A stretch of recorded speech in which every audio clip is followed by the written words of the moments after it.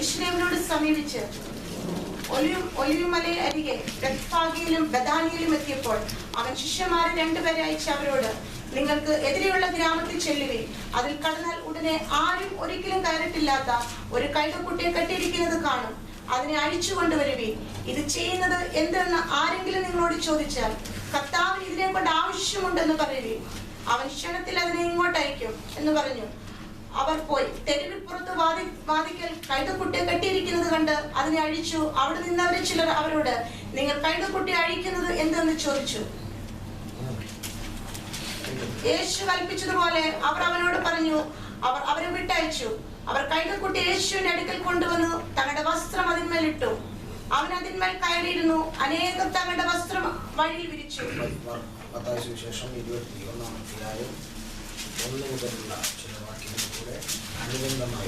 അനന്തരം അവൻ യെരൂശലേമിനോട് സമീപിച്ച് ഒലിവുമലയരികെ ബെത്ഫഗയിൽ എത്തിയപ്പോൾ യേശു 2 ശിഷ്യന്മാരെ അയച്ചു.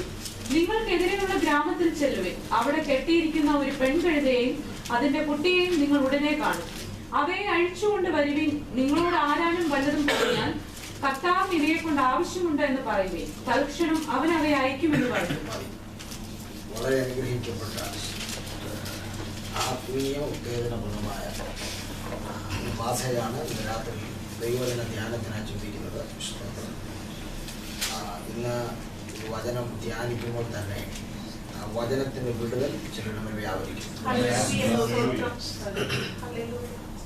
ഞാൻ കഴിഞ്ഞ പകൽ ഇങ്ങനെ ഒരു പുസ്തകം ഇങ്ങനെ വായിക്കുമ്പോൾ അതിനകത്ത് ഒരു ചിന്ത, ഒരു വേദശാസ്ത്രം എഴുതിയിരിക്കുന്നത് എന്നെ ശ്രദ്ധയിൽപ്പെട്ടു.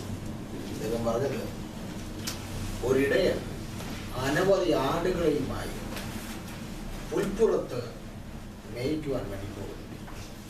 എന്നാൽ എല്ലാ ദിവസവും ഇടയൻ വൈകുന്നേരം ഈ ആടുകളെ കൂട്ടിലേക്ക് തിരിച്ചു പിടിക്കുവാൻ ചെല്ലുമ്പോൾ ആടുകളിൽ ചിലത് ചത്തു വീഴുക. എന്താ അതിന്റെ കാരണം എന്നറിയില്ല. മുറിവില്ല, ശരീരത്തിൽ യാതൊരു വിധമായ പ്രശ്നങ്ങളും കാണുന്നില്ല. പക്ഷേ ഓരോ ദിവസത്തിലും ഓരോ ആടെന്ത് ചെയ്യുക, മരിച്ചു വീഴുക. ഇടയൻ വളരെ ദുഃഖിതനായി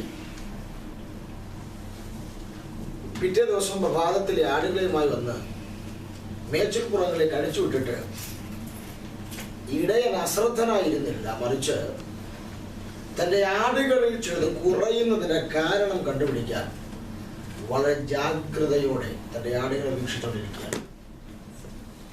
ഏകദേശം സന്ധ്യാസമയമായി ആടുകളെ തിരിച്ചു പിടിക്കാനുള്ള സമയമാകുമ്പോൾ ഈ ഒരു വലിയ മൂളലിന്റെ ശബ്ദം, എന്തോ ഇരമ്പി വരുന്ന ശബ്ദം ഇടയന്റെ കർണപുടങ്ങളിൽ പതിഞ്ഞു.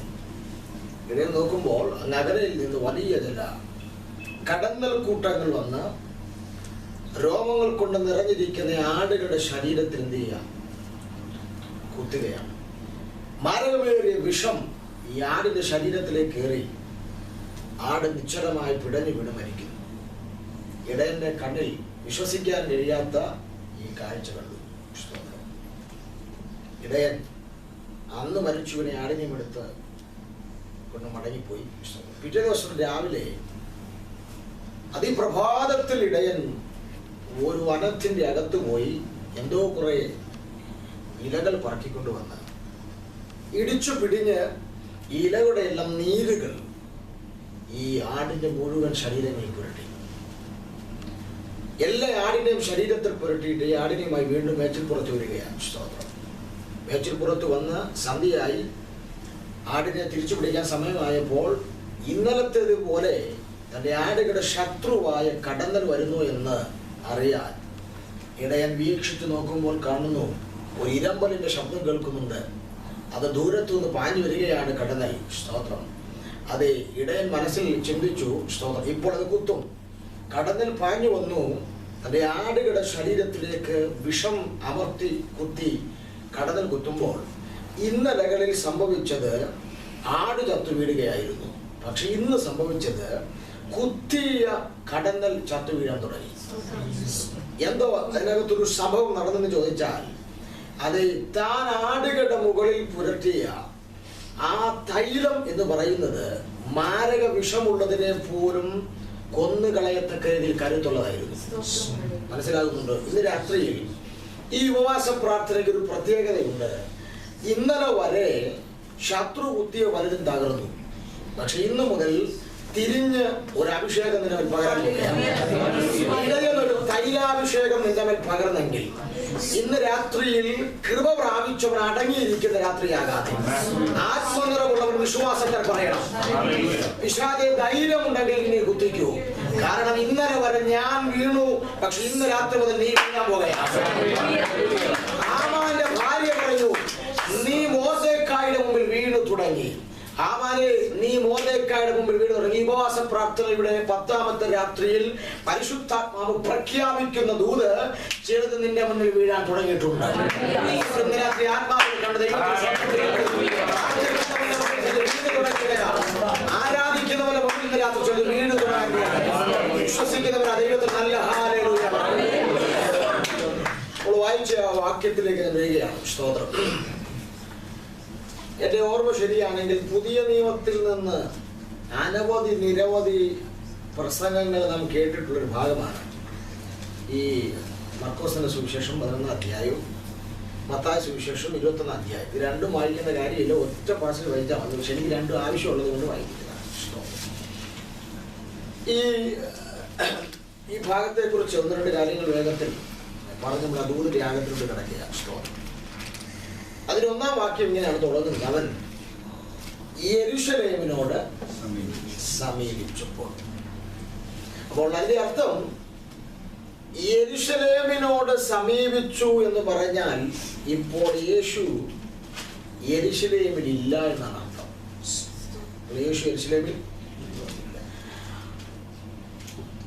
ഞാൻ പറയുകയാണ്, ഞാൻ നിങ്ങളുടെ ചർച്ചിനോട് സമീപിച്ചു എന്ന് പറഞ്ഞാൽ അതിന്റെ അർത്ഥം ഇപ്പോൾ ഞാൻ ചർച്ചിൽ ഉണ്ടെന്നല്ല എന്നോ അല്ല. പക്ഷെ ചില മിനിറ്റുകൾ കഴിയുമ്പോൾ ഞാൻ എന്ത് ചെയ്യും? ഞാൻ ചർച്ചിൽ എത്തും. ഇതാണ് ആ വാക്യത്തിന്റെ അർത്ഥം. എന്ന് പറഞ്ഞാൽ യേശു ഇപ്പോൾ യെരൂശലേമിലില്ല, പക്ഷേ ചില മിനിറ്റുകൾ കഴിയുമ്പോൾ അവൻ യെരൂശലേമിൽ വരും. അപ്പോൾ ഒരു കാര്യം നമുക്ക് ചിന്തിക്കണം. ഇപ്പോൾ യേശു യെരൂശലേമിലില്ല. ഇപ്പോൾ യേശു യെരൂശലേമിലേക്ക് എന്ത് ചെയ്തുകൊണ്ടിരിക്കുക? വന്നുകൊണ്ടിരിക്കുക. അങ്ങനെയാണെങ്കിൽ യേശു എവിടെയാണെന്ന് നാം എന്ത് ചെയ്യണം? ഒന്നറിയണം. അതിന്റെ 10-ാം അധ്യായത്തിന്റെ 46-ാമത്തെ വാക്യം വായിക്കും. അവർ യെരിഹോവിലെത്തി. ഇപ്പോൾ യേശു എവിടെയുണ്ട്? അപ്പോൾ യെരൂശലേമിൽ അവനില്ല എന്ന് പറഞ്ഞാൽ നിശ്ചയമായി ഇപ്പോൾ യേശു എവിടെയാ? യെരിഹോവിലുണ്ട്. ഈ യെരിഹോവിന്റെ പ്രത്യേകത, ഭക്തനായിരുന്ന യോശുവ ശപിച്ച പട്ടണമാണിത് യെരിഹോ. പ്രത്യേകിച്ച് ആ യെരിഹോവിൽ യേശു വരുന്നത് വർഷങ്ങൾ പഴക്കമുള്ളൊരു ബന്ധനം യേശു അഴിക്കാൻ വേണ്ടിയാണ് യെരിഹോവിലേക്ക് വന്നത്. യേശുവിന്റെ പ്രത്യേകത അതാണ്. യേശു എവിടെയെങ്കിലും വന്നിട്ടുണ്ടെങ്കിൽ പഴക്കം ചെന്ന ബന്ധനമെന്നില്ല, അവൻ അടിക്കാതെ പോകത്തില്ല. ഇവിടെ ഒരു ബന്ധനം കിടക്കുകയാണ് ഈ യെരിഹോവിൽ. യേശു പഴക്കം ചെന്ന കെട്ടടിക്കുക. സ്തോത്രം. യേശു വരുമ്പോൾ അവിടെ ഒരു കുരുടൻ ഭിക്ഷ അയച്ചുകൊണ്ടിരിക്കുക. അവനെ ബർത്തിമായി എന്ന് ഒരു സ്ഥലത്തിൽ പേര് പറയുന്നുണ്ട്. ഈ ബർത്തിമായി രാവിലെ മുതൽ വൈകുന്നേരം വരെ ഒരു മാടിനെ പോലെ അവൻ ഇരന്നിട്ടു. സ്തോത്രം. അവന്റെ പാത്രം ഇന്നു വരെ നിറഞ്ഞ ചരിത്രമില്ല. അതിന് കാരണമുണ്ട്. സ്തോത്രം. യഹൂദന്മാരുടെ മതനിയമങ്ങളും ആചാരങ്ങളും അനുസരിച്ച് ശപിക്കപ്പെട്ട പട്ടണത്തിൽ കൂടെയുള്ള യാത്രകൾ വളരെ കുറവാണ് യഹൂദന്മാർക്ക്. സോര്, സീദോന്, ഗദരദേശം, ശമരിയ, യെരിഹോ ഇത്യാദിയുള്ള കുറെ സ്ഥലങ്ങളൊക്കെ യഹൂദന്മാരുടെ മനസ്സിൽ ബ്ലാക്ക് ലിസ്റ്റിൽപ്പെട്ട പട്ടണങ്ങളും സ്ഥലങ്ങളും. കാരണം അവർ അതുകൂടി എന്ത് ചെയ്യാറില്ല, അധികം സഞ്ചരിക്കത്തില്ല. ആൾപ്പാർപ്പ് കുറവായതുകൊണ്ടും ആൾസഞ്ചാരം കുറവായതുകൊണ്ടും രാവിലെ മുതൽ വൈകുന്നേരം വരെ ഇവൻ ഇവിടെ നിന്ന് ഇരന്നിട്ടും ഇവന്റെ പാത്രത്തിൽ എന്ത് ചെയ്യുന്നില്ല, നിറവിന്റെ ചരിത്രം ഇതുവരെ ഇല്ല. ഇന്ന് രാത്രി ചിലരൊക്കെ ദൈവാത്മാവിന്റെ ഒരു ദൂത് പറയുന്നത്, സ്തോത്രം, നീ അധ്വാനിക്കുന്നതിന് കുറവൊന്നുമില്ല, ഒരു മാട് അധ്വാനിക്കുന്ന പോലെ അധ്വാനിക്കുന്നു, പക്ഷെ നിന്റെ പാത്രം നിറയുന്നില്ല. ഇന്ന് രാത്രി ആ കെട്ടിവിടെ അഴിഞ്ഞു പോകാം. എല്ലാവരോടുമുള്ള ദൂത് അല്ലി പറയുന്നത്, ചിലരോടുള്ള ദൂത് ഇന്ന് രാത്രി പറയുന്നത്. ഈ ദൂത് പറയുമ്പോൾ തന്നെ ഈ വചനത്തിനൊരു പ്രത്യേകതയുണ്ട്, അത് അയച്ച കാര്യം സാധിപ്പിക്കും. ഇന്ന് രാത്രി വചനം ചിലരേക്ക് ഞാൻ അയക്കുന്നുണ്ട്, അത് മടങ്ങി വരുന്നതിന് മുമ്പ് നിന്റെ കെട്ട് അടിയും. മനസ്സിലാകുന്നവർക്കായി ഈ പട്ടണത്തിൽ വന്ന് നീ അധ്വാനിച്ചിട്ട് നിന്റെ കാര്യങ്ങൾ നടക്കുന്നുണ്ടെങ്കിലും നിന്റെ പാത്രം നിറയേണ്ടത് പോലെ നിറയാതെ അതിനെ എന്നും ശൂന്യമാക്കുന്ന ചില യെരിഹോവിന്റെ ശക്തിയുടെ വ്യാപാരങ്ങൾ ഇന്ന് രാത്രി ദൈവം അടിച്ചു വിശ്വസിക്കുന്നവർ ഇന്ന് രാത്രി ശക്തിയോടെ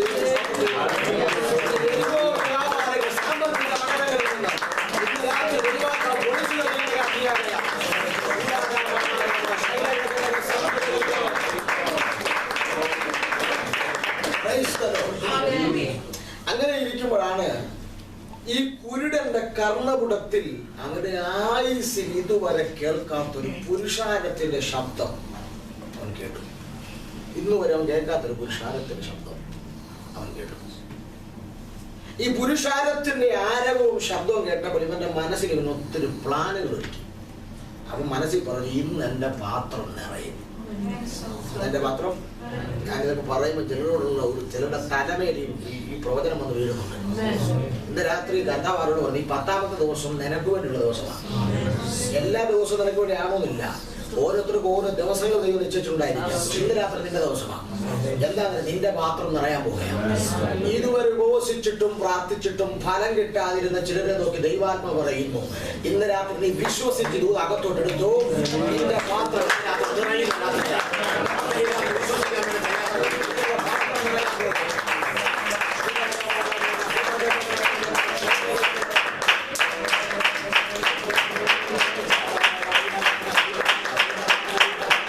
പുരുഷാരത്തിന്റെ ആരവും ഈ ശബ്ദമൊക്കെ ഇവന്റെ കർണപടത്തിൽ കേട്ടപ്പോൾ ഇവൻ ഒത്തിരി സ്വപ്നം കണ്ടു. പുള്ളി മനസ്സിൽ പറഞ്ഞു, ഈ പ്രാവശ്യം പിള്ളേരുടെ ട്യൂഷൻ ഫീസ് അടയ്ക്കാനുള്ള കാശായി,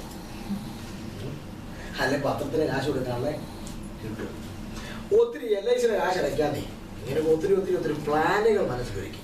പക്ഷേ ഈ പുരുഷാരത്തിന്റെ ശബ്ദം അകന്നു പോയതല്ലാതെ ഇവന്റെ പാത്രത്തിൽ ഒരു രൂപ ഒഴിച്ചില്ല.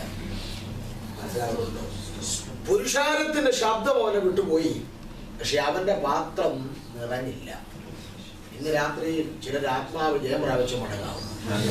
നീ പലതിൽ കൂടെ സാധ്യതകൾ കണ്ടു, അത് വരുമ്പോൾ നിറയുമെന്ന് നീ പ്രതീക്ഷിച്ചു. പക്ഷെ സാധ്യതകൾ പലതും കടന്നിട്ടും നിന്റെ പാത്രം നിറയാതെ അതിനെ മൂടി വെക്കുന്ന ചില പൈശാചിക പൊതിക്കെട്ടുകൾ ഇന്ന് രാത്രി ദൈവാത്മാ വെട്ടിപ്പൊളിക്കുന്നവരാണ്.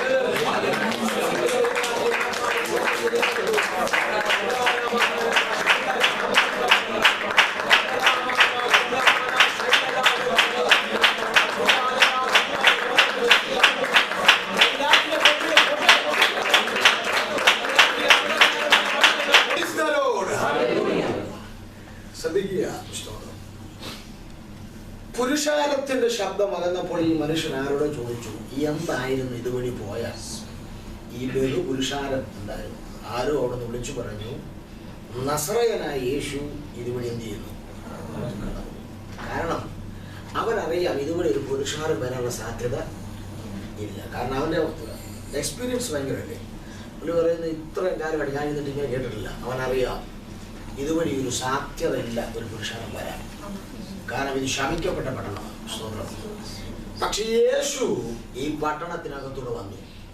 അതിന്റെ കാരണം, ശമിക്കപ്പെട്ട പട്ടണത്തിൽ കൂടെ പോകുവാൻ യഹൂദ റബിമാരും മതശാസ്ത്രങ്ങളും വിലക്ക് കൽപ്പിക്കുമ്പോൾ വിലക്കുകൾ തകർത്തുകൊണ്ട് രോഗം സൗഖ്യമാക്കിയ, ഭൂതത്തെ ഇളക്കിയ, മരിച്ചവർ ഉയർപ്പിച്ച യേശു പോയി കഴിഞ്ഞാൽ പിന്നെ ആളുകൾ അതുവഴി പോകാൻ തുടങ്ങും. മനസ്സിലാകുന്നുണ്ടോ? ഇന്ന് രാത്രി ഒരു ദൂത് ഞാൻ പറയാം, യേശു നിന്റെ സഭയുടെ അകത്തോട്ട് ഇന്ന് രാത്രി വരേണ്ടതുപോലെ വന്നാൽ വരാത്ത ജനതയ്ക്ക് ഇനി തന്നെ കയറി വരും. അത് പറഞ്ഞതിന്റെ അർത്ഥം എന്താണെന്ന് ചോദിച്ചു കഴിഞ്ഞാൽ, വരേണ്ടതുപോലെ കർത്താവ് വന്നിട്ടില്ല.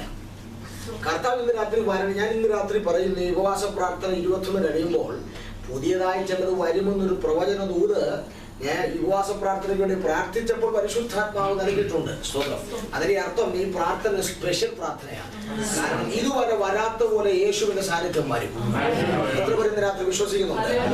ആത്മാവിൽ നിന്ന് വിശ്വസിച്ചു. പല വിലക്കുകളെ പൊട്ടിച്ച്, പല ശാപങ്ങൾ തകർത്ത്, പലരും വരാൻ മടിച്ച മണ്ഡലത്തിൽ കൂടെ യേശു വന്നത് എന്തിനെന്ന് ചോദിച്ചാൽ, ഈ പട്ടണത്തിന്റെ ആദ്യത്തെ ശാപമായ കെട്ട് യേശു തകർക്കുകയാണ്. യേശുവിന്റെ നാമത്തിൽ ഇന്ന് രാത്രി ജനത്തെ അകത്തു കൊണ്ടുവരാതെ വേണം തടയുന്നതിന് ശാപങ്ങൾ ഇന്ന് രാത്രി ദൈവം വെട്ടിപ്പൊളിക്കുക. ഇന്ന് രാത്രി യേശു സന്നിധിക്കുന്ന രാത്രിയാണ്.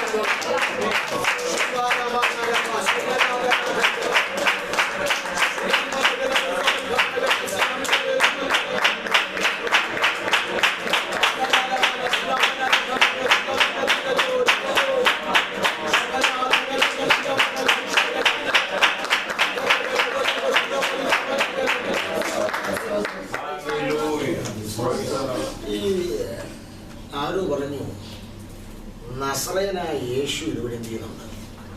അതാ ഈ ആരവത്തിന്റെ ശബ്ദം. അത്ഭുതങ്ങളുടെ മന്ത്രി ഈ ശമിക്കപ്പെട്ട പട്ടണത്തിൽ കൂടെ പോവുകയാണ്. പുരുഷാരം അകലുന്നതനുസരിച്ച് അവന് മനസ്സിലായി യേശു തന്നെ വിട്ട് എന്ത് ചെയ്യാൻ തുടങ്ങി. അതായത് അവിടെ നിന്നൊരു വിളി അവൻ വിളിച്ചു, ദാവീദ് പുത്ര എന്നോട് കരുണ തോന്നണം. യേശു അവിടെ നിന്നു. പല ആളുകളും അവനെ മിണ്ടാതിരിക്കുവാൻ അവനെ അമർച്ച ചെയ്യുകയാണ്. അവന്റെ വിടുതലിനെ തടയാൻ ശ്രമിക്കുന്ന ഒരു കൂട്ടം ജനം അവന്റെ ചുറ്റും നിന്ന് അവനെ അമർച്ച ചെയ്യാൻ തുടങ്ങി. ഇന്ന് രാത്രിയിൽ ജനക്കൂട്ടത്തെ ഭേദിച്ചുകൊണ്ട് യേശുവിന്റെ അടുക്കൽ വരും. എത്ര പേർക്ക് മനസ്സിലാവും? ഞാൻ ഇന്ന് രാത്രി വരെ പറയാത്തതിന് വെളിപ്പാടുകളിലേക്ക് ദൈവം അവനെ കൊണ്ടുപോകും. നിന്റെ വിടുതലുകൾ ഈ ആഴ്ചയിൽ ഈ മാസത്തിൽ ദിനരാത്രികൾ നടക്കുന്ന വിടുതലുകളെ അമർച്ച ചെയ്യാൻ ശ്രമിക്കുന്ന ചില ജനക്കൂട്ടത്തിന്റെ പാരമ്പര്യത്തെ പൊട്ടിച്ച് ഇന്ന് രാത്രി ദൈവസഭ കുതിച്ചു കയറാൻ പോവുകയാണ്.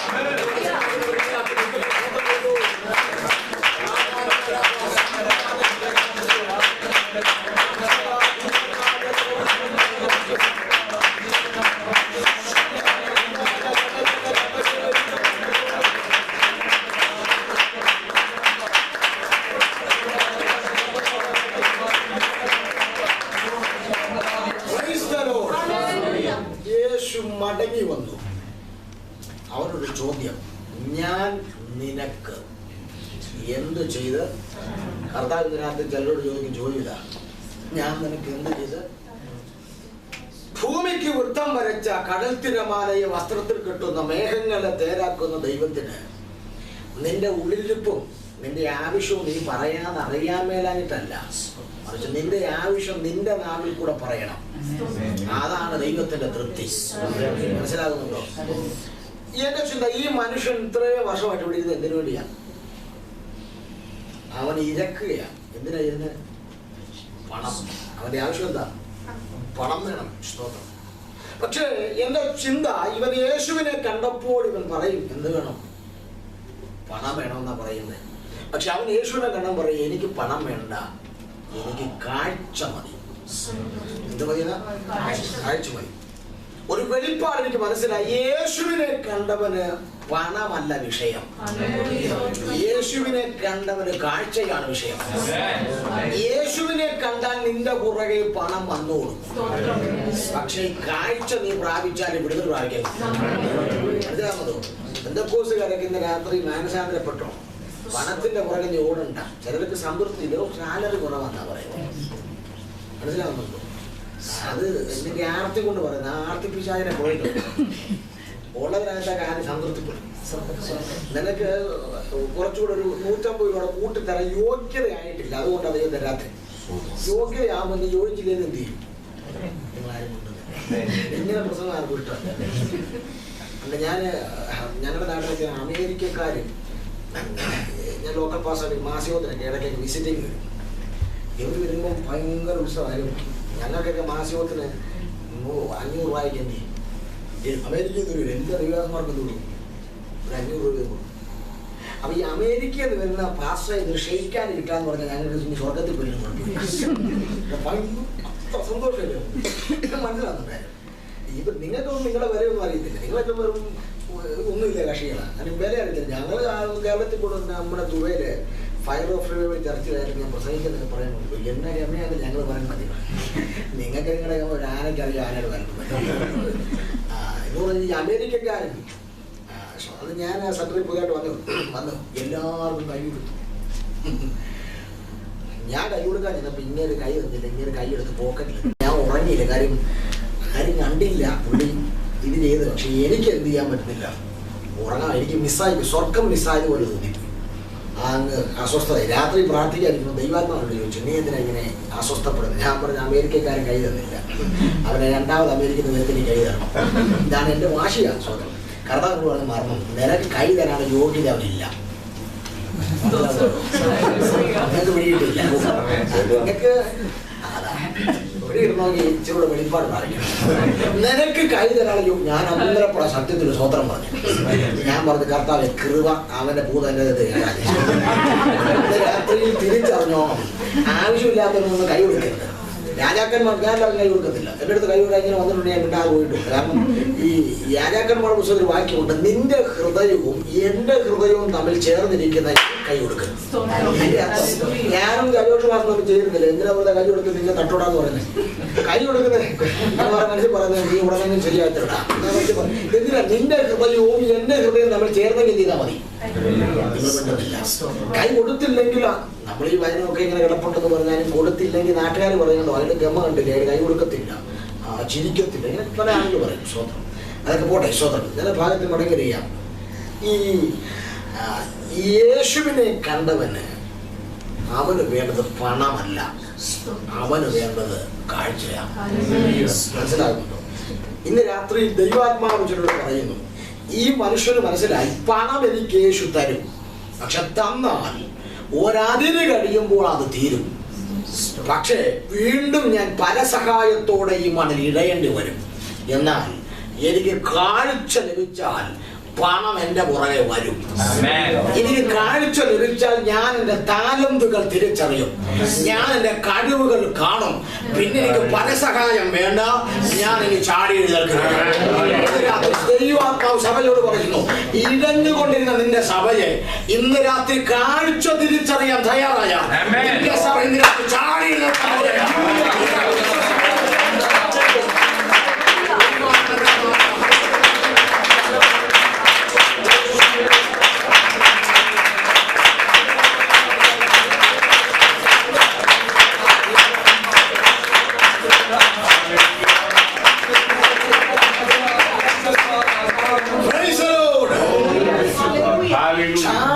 സഭയിൽ എഴുന്നേക്കാൻ പോവുകയാണ്.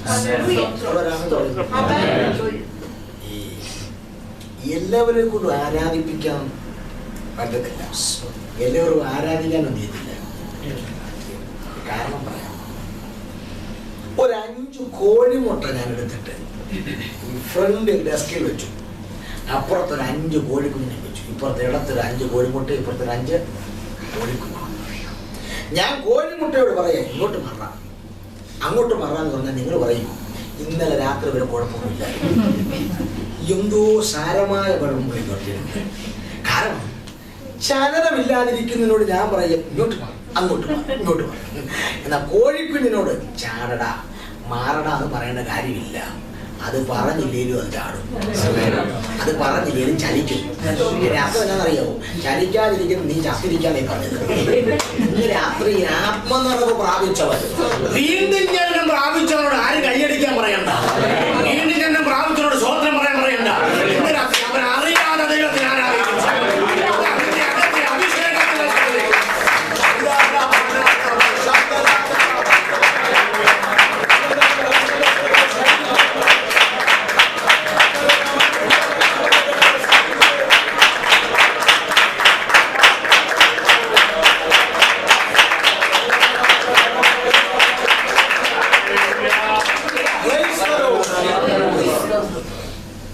ഞാൻ ഒരിക്കൽ ഹൈറേറ്റിൽ ഈ വണ്ടിപ്പെരിയാറിൽ സഭ പ്രസംഗിക്കാൻ പോകുന്നു. അവിടെ ചെല്ലുമ്പം എന്നെ വളരെ 3-5 കൊല്ലങ്ങൾക്ക് മുമ്പായിരിക്കും തോന്നുന്നു, ഇവിടുത്തെ പാസ്റ്ററിനെ ഫോണിൽ വിളിച്ച് രസമാണ് വിളിച്ച് പാസ്റ്റർ എപ്പോൾ ഇറങ്ങും എന്നോട് പറയാം. ഞാൻ പറഞ്ഞ അങ്കിള് കുറച്ച് ഇറങ്ങും. കുറച്ച് പുള്ളി വിളിച്ചിട്ട് പാസ്റ്റർ കൂടെ ആയി. അവിടെ ചെന്ന് ഞാൻ ബസ്സിൽ ഇറങ്ങിയപ്പോൾ പുള്ളി എന്നെ കണ്ടപ്പോൾ ഞെട്ടിഫിക്കേഷൻ ആയിപ്പോയി. കാരണം 75 വയസ്സ് അടുത്താറായ പാസ്റ്റർ എന്നെ വിളിച്ച് അങ്കിളെ എനിക്കും കൂടെ ചൂടിപ്പോയി. എന്നെ കണ്ടപ്പോൾ മുതൽ പുള്ളി മുൻവിധി കിട്ടും എന്ന് പറഞ്ഞാൽ യവനെയാണോ കഴിഞ്ഞാൽ ഞാൻ വിളിച്ചത്, എവരെയാണോ ഞെട്ടുന്നതെങ്കിൽ ആകെ ടെൻഷൻ. ഞാൻ കൂടാതെ ഞാൻ പ്രസംഗിക്കാൻ വേണ്ടി കയറി, പുള്ളിക്കാരനെ പ്രസംഗിക്കാൻ വേണ്ടി എഴുന്നേറ്റിരുന്നിട്ട് എനിക്ക് സമയം തന്നു. ഞാൻ ശാന്തമായി ഇങ്ങനെ വചനം പ്രസംഗിച്ച് ഇങ്ങനെ വരുമ്പോൾ ഈ സാധാരണ ഇടയ്ക്ക് പാസ്റ്റർമാർ ഇങ്ങനെ നോക്കും, കാരണം ഒരു പ്രശ്നക്കാരാണ്. അപ്പം ഞാനിങ്ങനെ ചുമ്മാതെ ഇടയ്ക്ക് പാസ്റ്റർ നോക്കിയപ്പോൾ സാധാരണ ആൾക്ക് കൈയുടെ നഖം കളിക്കുന്ന ഞാൻ കണ്ടിട്ടുണ്ട്. പാസ്റ്റർ ചമ്രപ്പൂട്ടിട്ടിരുന്ന ഒരു കാല് വെക്കിട്ട് നടന്ന കാലിന്റെ തണ്ടോടെ അവൻ കടിച്ചു നിന്നതാണ് വിഷയമെന്ന് എനിക്കറിയാം. എനിക്ക് സങ്കടവും കരച്ചിലും വിഷമമാണ് വന്നു. കാരണം തൊണ്ട കീറി ആത്മാർത്ഥമായി ഈ സഭയ്ക്ക് വേണ്ടി പ്രസംഗിക്കുമ്പോൾ ഇവിടുത്തെ ഇങ്ങേർക്ക് തന്നെ തൂക്കണം, എനിക്കെന്നെ തൂക്കണം. ഞാൻ ഉടപ്പിന്റെ എണ്ണ എടുത്താണ്.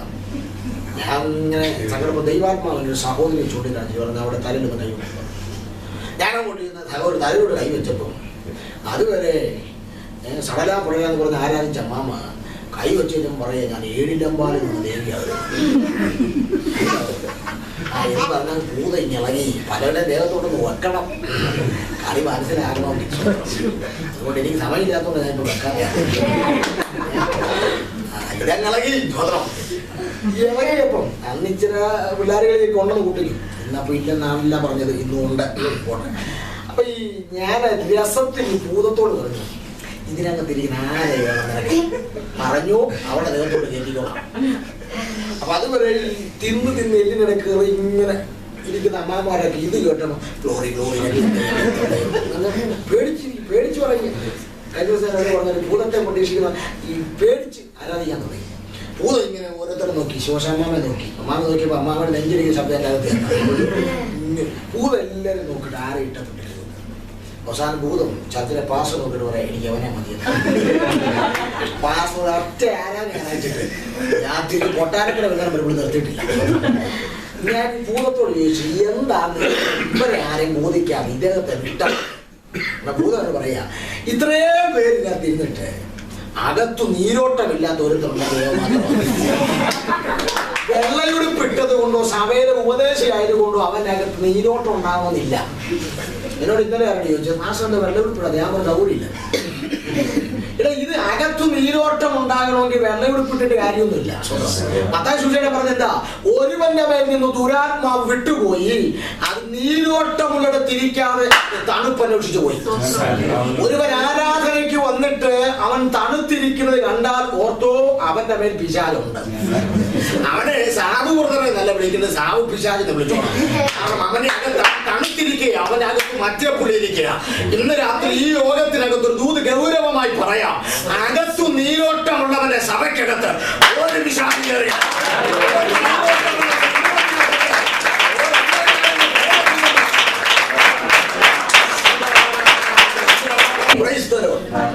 ആരാധിക്കണമെങ്കിൽ പല കാര്യങ്ങളും ഒന്ന് ഓർത്താ മതി. പണ്ടത്തെ കാര്യങ്ങളൊക്കെ ഓർത്താ മതി. ദൈവത്തെ തന്നെ ആരാധിച്ചു. പണ്ട് ഒരു അട്ട ഇങ്ങനെ ഇടഞ്ഞു ഒരു അട്ട ഉപമതിൽ പറയുന്നത് എന്താണെന്ന് ചോദിച്ചാൽ നിങ്ങൾ ബലപ്പെടുത്താൻ വേണ്ടി പറയുന്നതാണ്. എന്റെ മെസ്സേജിന് കാതലായ ഭാഗത്തോട്ട് സംഭവം വരാൻ പോകുന്നുണ്ട്. അട്ട ഇങ്ങനെ എഴുതി വരും. അട്ടയ്ക്ക് എത്ര കാലം ഉണ്ടെന്ന് എത്ര ഉണ്ടെന്ന് നോക്കിയിട്ടില്ലേ? അതിൻ്റെ ഒരു കുറവുണ്ട്. ഈ സയൻസ് പഠിച്ചവര് പിള്ളേരൊക്കെ പറഞ്ഞ 1000 കാലൊക്കെ ഉണ്ടെന്നല്ലേ? അതൊക്കെ ഒരുപ്പെട്ട് കേട്ടോ. എനിക്കറിയത്തില്ല 1000 കാലം ഉണ്ടെന്ന് പറയും. അട്ട ഇങ്ങനെ എഴുമ്പം ഒരു തവളച്ചാടി ഇങ്ങനെ ചാടി വരുന്നു. അട്ടയ്ക്ക് സഹിക്കൂ. അട്ട പറഞ്ഞു സ്റ്റോപ്പ് ഇറ്റ്. ഇവിടെ 1000 കാരുടെ എനിക്ക് ചാട്ടമില്ല. പിന്നെ ഈ 2 ഊപ്പിരിക്കാട്ടുള്ള നിനക്കെന്താ ചാട്ടം? നമ്മുടെ ചില പിള്ളേർ അങ്ങനെ കഴിക്കുന്നത് ശോശാമ്മിരിക്കുന്നത്. ഇവിടെ ലൂക്കോസിന്റെ ഭാര്യയല്ലേ എന്ത് ഇത്ര വലിയ ചാട്ടം? ഇവിടെ 1000 കാറുള്ള 1.5 ഏക്കർ റബ്ബർ തോട്ടമുള്ള എനിക്കില്ലെന്ത് ചാട്ടം? കുടികളപ്പി കിടക്കുന്ന അവക്കാണ് ഇത്രയും ചാട്ടം. നമ്മുടെ പ്രാർത്ഥിച്ചുകൊണ്ടിരുന്ന അതി പൊക്കണ്ടായിരുന്നില്ലേ? ഉടനെ അവളെ പറയുക, അട്ടെ എനിക്ക് നിന്നെ പോലെ തന്നെ അനങ്ങാതിരിക്കണമെന്ന് ആഗ്രഹമുണ്ട്, പക്ഷേ അത് ഓർത്ത് കഴിഞ്ഞാൽ എനിക്ക് ചാടാതിരിക്കാൻ പറ്റുകയില്ല. അപ്പൊ അട്ട ചോദിച്ചു എന്താ ഇത്ര വലിയ സംഭവം ഓർക്കാൻ? ഉടനെ തള്ള പറയാ, പണ്ട് എൻ്റെ പേരെന്നായിരുന്നറിയോ, വാലുമാക്രീന്നായിരുന്നു. പണ്ട് ഞാൻ ഈ വെള്ളത്തിൻ്റെ കൂടി ഇങ്ങനെ ഇഴഞ്ഞിഴഞ്ഞിഴഞ്ഞ് നീങ്ങുകയായിരുന്നു. പക്ഷെ തമ്പുരാൻ എൻ്റെ ഇടച്ചിലൊന്ന് മാറ്റി. ഇടച്ചിൽ മാറ്റിയപ്പോൾ മുതൽ ഞാൻ ചാടാൻ തുടങ്ങിയതാണ്. മനസ്സിലാകുന്നുണ്ടോ? ഇന്ന് രാത്രി നിന്റെ ഇടച്ചിൽ ദൈവം മാറ്റിയിട്ടുണ്ടെങ്കിൽ ഇന്ന് രാത്രി നിനക്ക് ആരാധിക്കാൻ കഴിയത്തില്ല.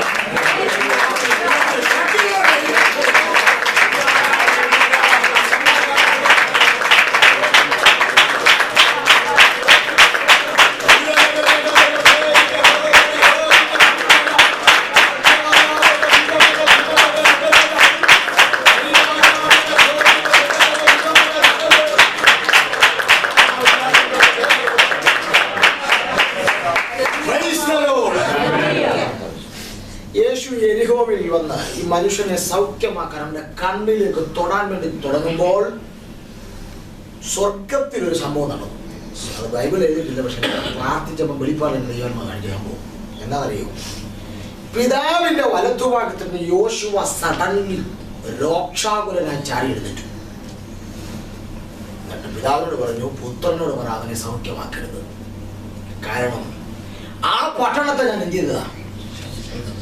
ആ പട്ടണമോ അതിനകത്തുള്ളതിനെയോ ആരെങ്കിലും പണിതാൽ പണിയുന്നവന്റെ ആദ്യജാതൻ മരിക്കും.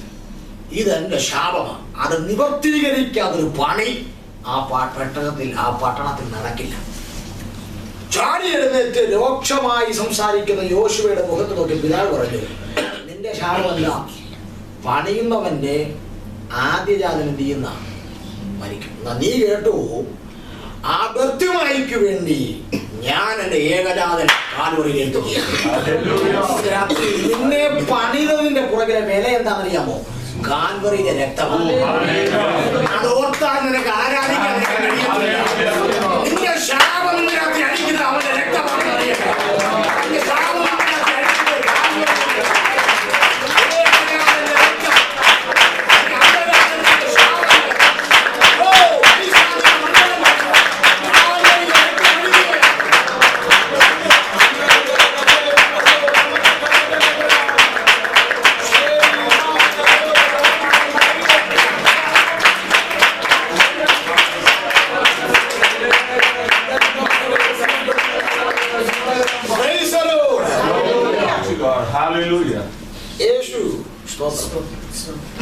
യെരിഹോവിൽ നടത്തിയ ശുശ്രൂഷയാണ് പറഞ്ഞത്. ഇനി നമ്മുടെ പാസേജിൽ വരാം.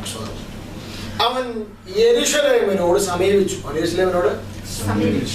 എന്റെ ചിന്ത ശരിയെങ്കിൽ 3.5 വർഷത്തെ യേശുക്രിസ്തുവിന്റെ ഐഹിക ശുശ്രൂഷയുടെ പ്രധാനപ്പെട്ട തട്ടകം അല്ലെങ്കിൽ കേന്ദ്രം എന്ന് പറയുന്ന സ്ഥലം ഗലീലയായിരുന്നു.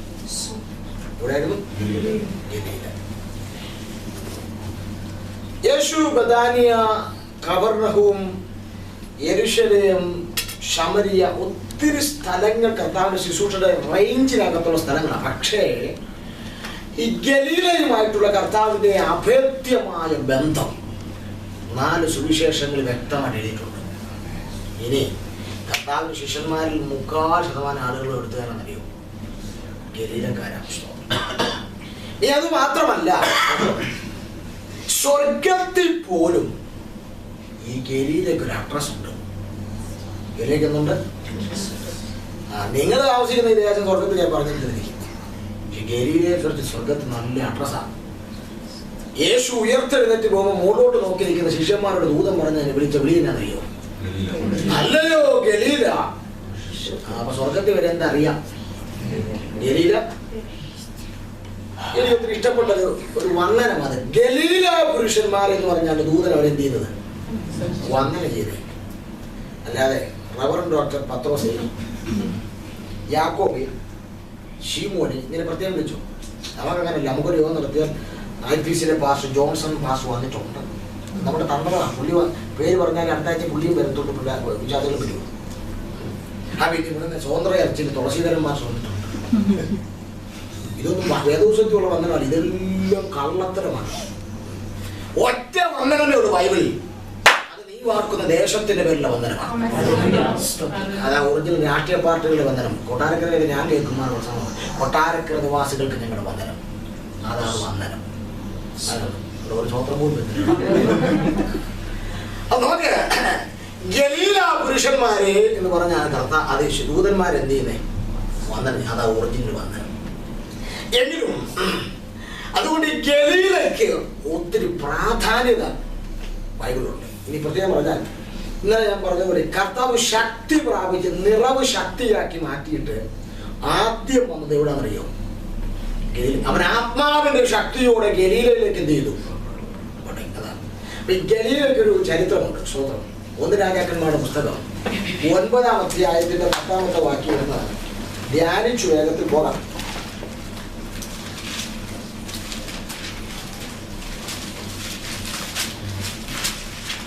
1 രാജാക്കന്മാർ 9-ാം അധ്യായം 10-ാം വാക്യം.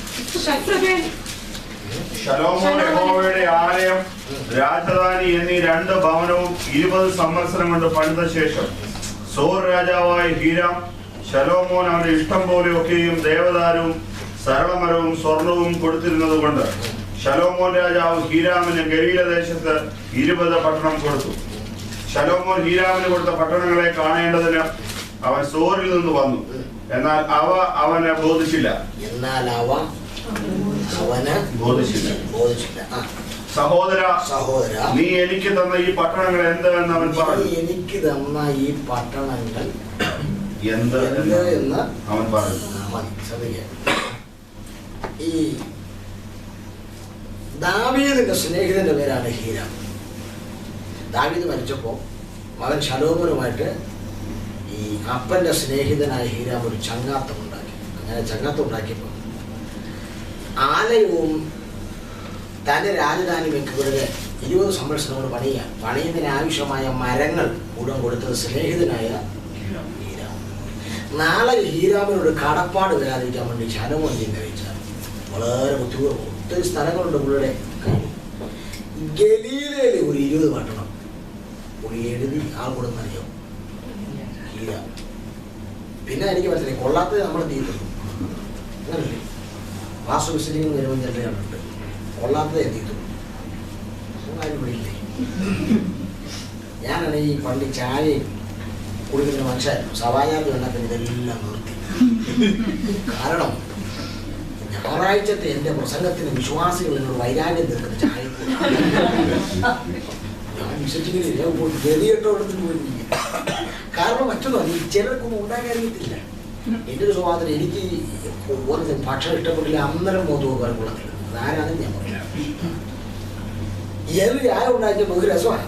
പാലും വെള്ളമെല്ലാം കൂടെ കാടിവെള്ളം പോലെ കൂട്ടി കുടിക്കുക. അത് ചില ചായയൊക്കെ എടുത്ത് ഇങ്ങനെ പിടിച്ച അപ്പുറം മുഴുവൻ കാണാം. ചില ചായക്കകത്തൊക്കെ ഇറങ്ങിയിട്ട് കയറി വന്നാൽ തോർത്തും സ്വന്തം ഒരു ഗുണമില്ല. അതുകൊണ്ട് ഉപദേശിമാർ നിർത്തുന്നതാണ് നല്ലത്. അല്ല വൈരാഗ്യം ഇങ്ങനെ. ഞാനിപ്പോൾ പറയാം, ഈ അബ്രഹാമിന്റെ വീട്ടിൽ ദൂതന്മാർ വന്നപ്പോൾ പുള്ളി ഭാര്യക്കാരെ കണ്ണോട് കാണിച്ചില്ല. എന്താണെന്ന് അറിയുമോ? അപ്പൊ തട്ടോടെ ദോഷം വെച്ചോണ്ട് വരാം. ഇല്ല, നമ്മളങ്ങനല്ലേ. 3 പേരെ വരുത്തുള്ളെങ്കിലും ഹോട്ടലിൽ നിന്ന് വരുത്തുന്ന ഉക്കൂസല്ലേ കൊടുക്കുള്ളൂ. നമ്മൾ വീട്ടിലുണ്ടാക്കുന്നൊന്നും കൊടുക്കുകയല്ലോ. അതുകൊണ്ട് എന്താ പറ്റി? ആമ്പിളാരതിൻ്റെ അനുഗ്രഹം കൊണ്ടുപോയി. കാരണം ഞാൻ വിസിറ്റിംഗ് ചെല്ലുമ്പോൾ പലയിടത്തും ചെല്ലുമ്പോൾ പലരും ചെറുക്കനെ പുറത്തെ വാല് തുറന്ന് വിടുന്ന കാണാം. അതിന് കാരണം അപ്പുറത്തെ കുട്ടപ്പൻ്റെ കടയിൽ നിന്ന് 3 നെയ്യപ്പവും 3 പരിപ്പുകടയും 4 വടയൊക്കെ ഈച്ച പിടിച്ച് കിടന്ന വാങ്ങിച്ചോണ്ട് വരാൻ ഏറ്റവും കൊള്ളാത്ത ഉപദേശം കൊടുക്കുന്നുണ്ടല്ലോ. ഇത് കൊണ്ടുവന്ന് അല്ലെങ്കിൽ ഭക്ഷണം പാകം ചെയ്യുമ്പോൾ അത് ഞാൻ മനഃപൂർവ്വം പ്രാർത്ഥിക്കും, കർത്താവേ ഇത് പാകം ചെയ്ത കരക്കാൻ. കാരണം അവൻ എനിക്കിട്ട് വളരെ അവരുടെ ഞാൻ. അതുകൊണ്ട് എന്താ പറ്റിയത്? മാസത്തെ 3 പരിപ്പൂടെ വിട്ടോണ്ടിരുന്നവൻ ഇപ്പൊ മാസത്തെ 50 വയ്ക്കാൻ തുടങ്ങി. ആ തോമാച്ചാൻ അനുഗ്രഹം മൊത്തം പോയി കുട്ടപ്പന. അതുകൊണ്ട് ഒക്കെ വീട്ടിൽ വെക്കുന്നുണ്ടേ മര്യാദക്ക് നിന്റെ കയ്യിൽ വല്ലതും ഉണ്ടാക്കി കൊടുക്കും. അതുകൊണ്ട് നിന്റെ അനുഗ്രഹം നിന്റെ വീട്ടിൽ അപ്പോൾ സ്വതന്ത്രം പോകുന്ന പോക്ക്. അമ്മാമ്മമാരൊക്കെ ഈ ഗലീല 20 പട്ടണം ശലോമോൻ എഴുതി ഇങ്ങനെ കൊടുത്തു. പുള്ളി ഭയങ്കര കാര്യത്തിൽ ഈ പട്ടണം കാണാൻ വേണ്ടി വരവ്. ഈ ചരിത്രം പറയുന്നത് ഹീരാമിനാണ് ഏറ്റവും കൂടുതൽ കൊട്ടാരങ്ങൾ ഉണ്ടായിരുന്നെന്നാണ് പറയുന്നത്. പുള്ളിക്ക് എവിടെ സ്ഥലം കിട്ടിയാലോട് എന്ത് വേണമെന്ന് അറിയാം. ഭയങ്കര ക്രൈസാണ്. നമുക്കങ്ങനെ ഒതുങ്ങാത്ത ക്രൈസാണ്. ഇദ്ദേഹം ഈ ശലോമോൻ തന്ന പട്ടണം കാണാൻ വേണ്ടി വന്നു. പുള്ളി കൊട്ടാരം പണിയാതെ കൊണ്ടാണ് വന്ന് നോക്കിയപ്പോൾ കൊള്ളത്തില്ല. അവൻ പണിതാന്ന് ഇപ്പോഴത്തെ മനസ്സിലായി. അന്നവും ഒന്നിനും കൊള്ളത്തില്ല. അതിന് ശലോമോനെ വിളിച്ചിട്ട് ഒരു സഹോദരൻ അതാ ചോദിച്ചു, നീ എന്ന പെട്ടെന്ന് ഈ പെട്ടെന്ന് എന്തിനോ ഇനി രണ്ട് എനിക്ക് അവയെ എന്ത് ചെയ്തിട്ടില്ല, ബോധിച്ചില്ല. എനിക്ക് അവയെ ഒരു ദൂതമുണ്ട് അതിനകത്ത്. എന്താ അറിയാമോ, ജ്ഞാനികളിൽ ജ്ഞാനിയായ ശലോമോൻ ഒഴിവാക്കിയ പട്ടണത്തെ, ദൂതാത് ഒഴിവാക്കിയത്. ചിലരെയൊക്കെ ഒഴിവാക്കാൻ ശ്രമിച്ചുകൊണ്ടിരിക്കുക. ജ്ഞാനികളിൽ ജ്ഞാനിയായ ശലോമോൻ ഒഴിവാക്കിയത്, കോടീശ്വരനിൽ കോടീശ്വരൻ ഹീരാം ഒഴിവാക്കിയ പട്ടണത്തെ യേശു ഏറ്റെടുത്തു. ഇന്ന് രാത്രി ദൂത് ദൈവാത്മാവിനോട് പറയും, നിന്റെ വില ഇടിക്കത്തക്ക രീതിയിൽ നിന്നെ ഒഴിവാക്കുവാൻ പലരും തള്ളിക്കളയുന്ന നിന്നെ ഇന്ന് രാത്രി സ്വർഗം പണിയാൻ പോകുകയാണ്. ഇന്ന് രാത്രി ദൈവത്തിന് നല്ല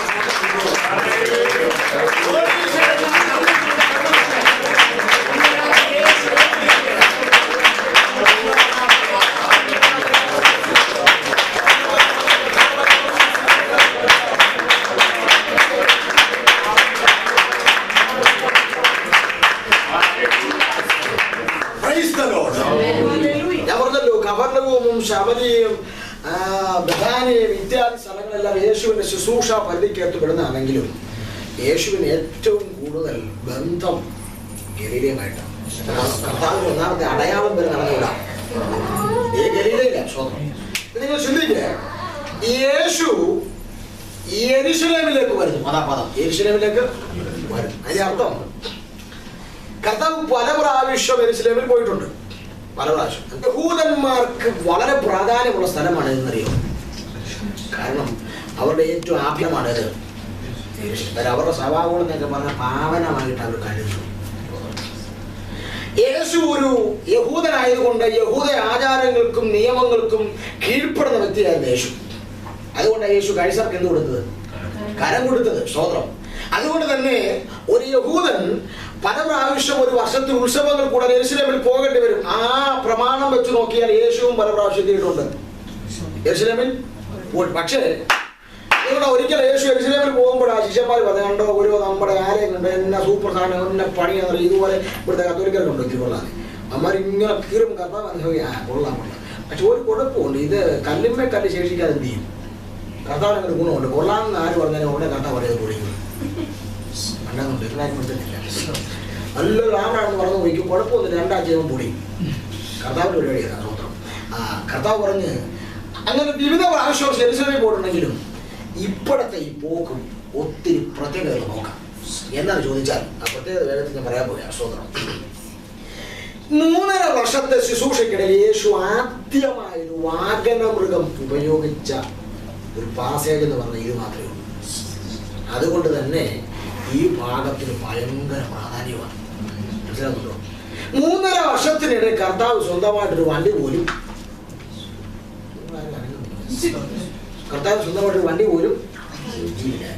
കർത്താവിന്റെ പേര് നടക്കുന്ന നമുക്കോ ഉണ്ടെന്നില്ല. പ്രാഡോ, ആരുടെയും കാര്യമേ അല്ല. ലോകം എനിക്ക് കൂടുതൽ പോർച്ചുകൊണ്ടല്ല. അതുകൊണ്ട് ഞാനത് പറയുന്നു, എടുത്തു പറയുന്നു, ആരുടെയും കാര്യം. ഈ യേശു 3.5 വർഷത്തെ ശുശ്രൂഷയ്ക്കിടയിൽ സ്വന്തമായിട്ട് എന്തില്ലായിരുന്നു? ഒരു വാഹനമൃഗം പോലും ഇല്ലായിരുന്നു. സ്വന്തം. അപ്പോൾ എന്റെ ചോദ്യം, യേശു ആദ്യമായി വാഹനമൃഗം ഉപയോഗിച്ച ഇടമാണ് ഈ സ്ഥലം. അതുകൊണ്ട് തന്നെ ഇതിനകത്തൊരു ആത്മീയ ദൂത് കിടപ്പുണ്ട്.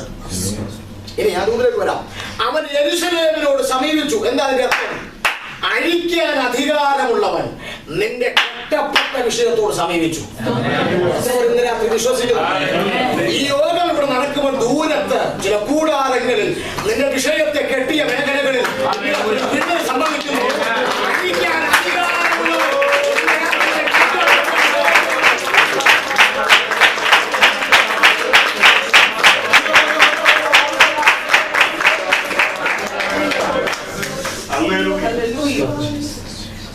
ഈ ഭാഗത്തിന് മറ്റൊരു പ്രത്യേകത എന്ന് പറഞ്ഞാൽ യേശുക്രിസ്തുവിന്റെ ശിഷ്യന്മാരുടെ ഏറ്റവും വലിയ കണക്ക് പറഞ്ഞിരിക്കുന്നത് കൊരിന്ത്യലേഖനത്തില, സുവിശേഷങ്ങളിലല്ല, കൊരിന്ത്യലേഖനത്തിൽ. അവൻ ഉയർപ്പിന് ശേഷം 500-ലധികം ശിഷ്യന്മാർക്ക് എന്ത് ചെയ്യുന്നതാണ് പ്രത്യക്ഷനായി. അപ്പം 500 ശിഷ്യന്മാരാണ് യേശുവിന്റെ ഏറ്റവും വലിയ ടോപ്പ് കണക്ക്. ലൂക്കോസ് വന്നപ്പോൾ 70ആയി. കുറച്ച് താഴോട്ട് വന്നപ്പോൾ കർത്താവ് സ്പെഷ്യൽ ഗ്രൂപ്പുണ്ട് 12.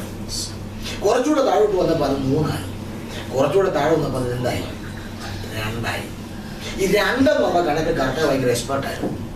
ഞാൻ പലയിടത്തും നിങ്ങൾ ഒരിക്കലും ഞാൻ ഓർപ്പിക്കാൻ തോന്നുന്നു.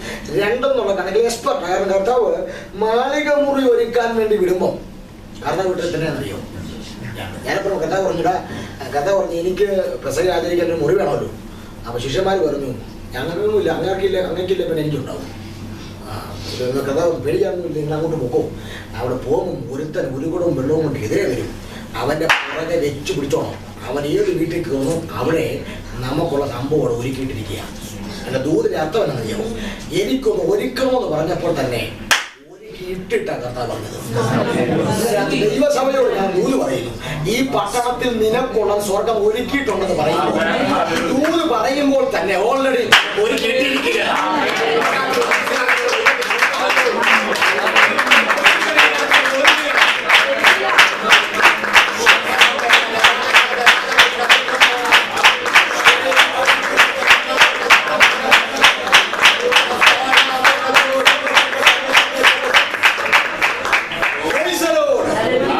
നിനക്കൊരു പോസ്റ്റ് ദൈവം ഒരുക്കിയിട്ടുണ്ട്, നിനക്കൊരു പ്രൊമോഷൻ ഉറപ്പാണ്. ഇന്ന് രാത്രി ദൂത് പറയുമ്പോൾ നിനക്കുള്ള കസേര മാറ്റിയിട്ടിട്ടാണ് അവിടെ പറയുന്നത്. പക്ഷേ അവ ഈ എതിരെയുള്ള ഗ്രാമത്തിൽ ചെല്ലുമ്പോൾ ഒരു മനുഷ്യൻ ഒരു കുടവും വെള്ളമായിട്ട് ചെയ്യും. യഹൂദന്മാരുടെ നിയമം അനുസരിച്ച് പുരുഷന്മാർ വെള്ളം ചുമക്കാൻ പാടില്ല. പുരുഷന്മാർ വെള്ളം ചുമക്കുന്നത് നടക്കുന്ന കാര്യമല്ല. ഇന്നാണെങ്കിൽ പിന്നെ അത് അതേ ഉള്ളൂ. വെള്ളമൊക്കെ നോക്കുന്നു എങ്ങനെ അറിഞ്ഞെന്നാ പല വീട്ടിലും അങ്ങനെ പോട്ടെ. എന്റെ ജോലി ഇനി അമ്മാമ്മയ്ക്ക് പനിവരും വൈറൽ ഫീവറിലുമായിട്ട് അച്ഛൻ വെള്ളം കൂടിക്കൊണ്ട് വന്ന ആണെന്നൊരു സംശയം. അങ്ങനെയല്ല. പിന്നെ ആരാ ഈ ഒരു കൂടം വെള്ളം കൊണ്ടത് പുള്ളി ഏതാ അറിയോ? നിന്നെ ലക്ഷ്യസ്ഥാനത്തിൽ എത്തിക്കാൻ ദൈവമയച്ച ഇടനിലക്കാരനാണ്. ആരോടൊക്കെ ഇതിനകത്ത് ദൈവാത്മാവ് പറയുന്നു, ഒരു ഇടനിലക്കാരനെ നിനക്ക് കൊണ്ട് എഴുന്നേൽപ്പിക്കാൻ പോകുക. നിനക്ക് ഡയറക്റ്റായി സാധിക്കാത്ത കാര്യങ്ങൾ, നിനക്ക് നേരിട്ട് ഇടപെടാൻ കഴിയാത്ത വിഷയങ്ങൾ, നിന്നെ ആ പൊസിഷനെ ഇരുത്താൻ, നിന്നെ അവിടെ കൊണ്ടെത്തിക്കുക.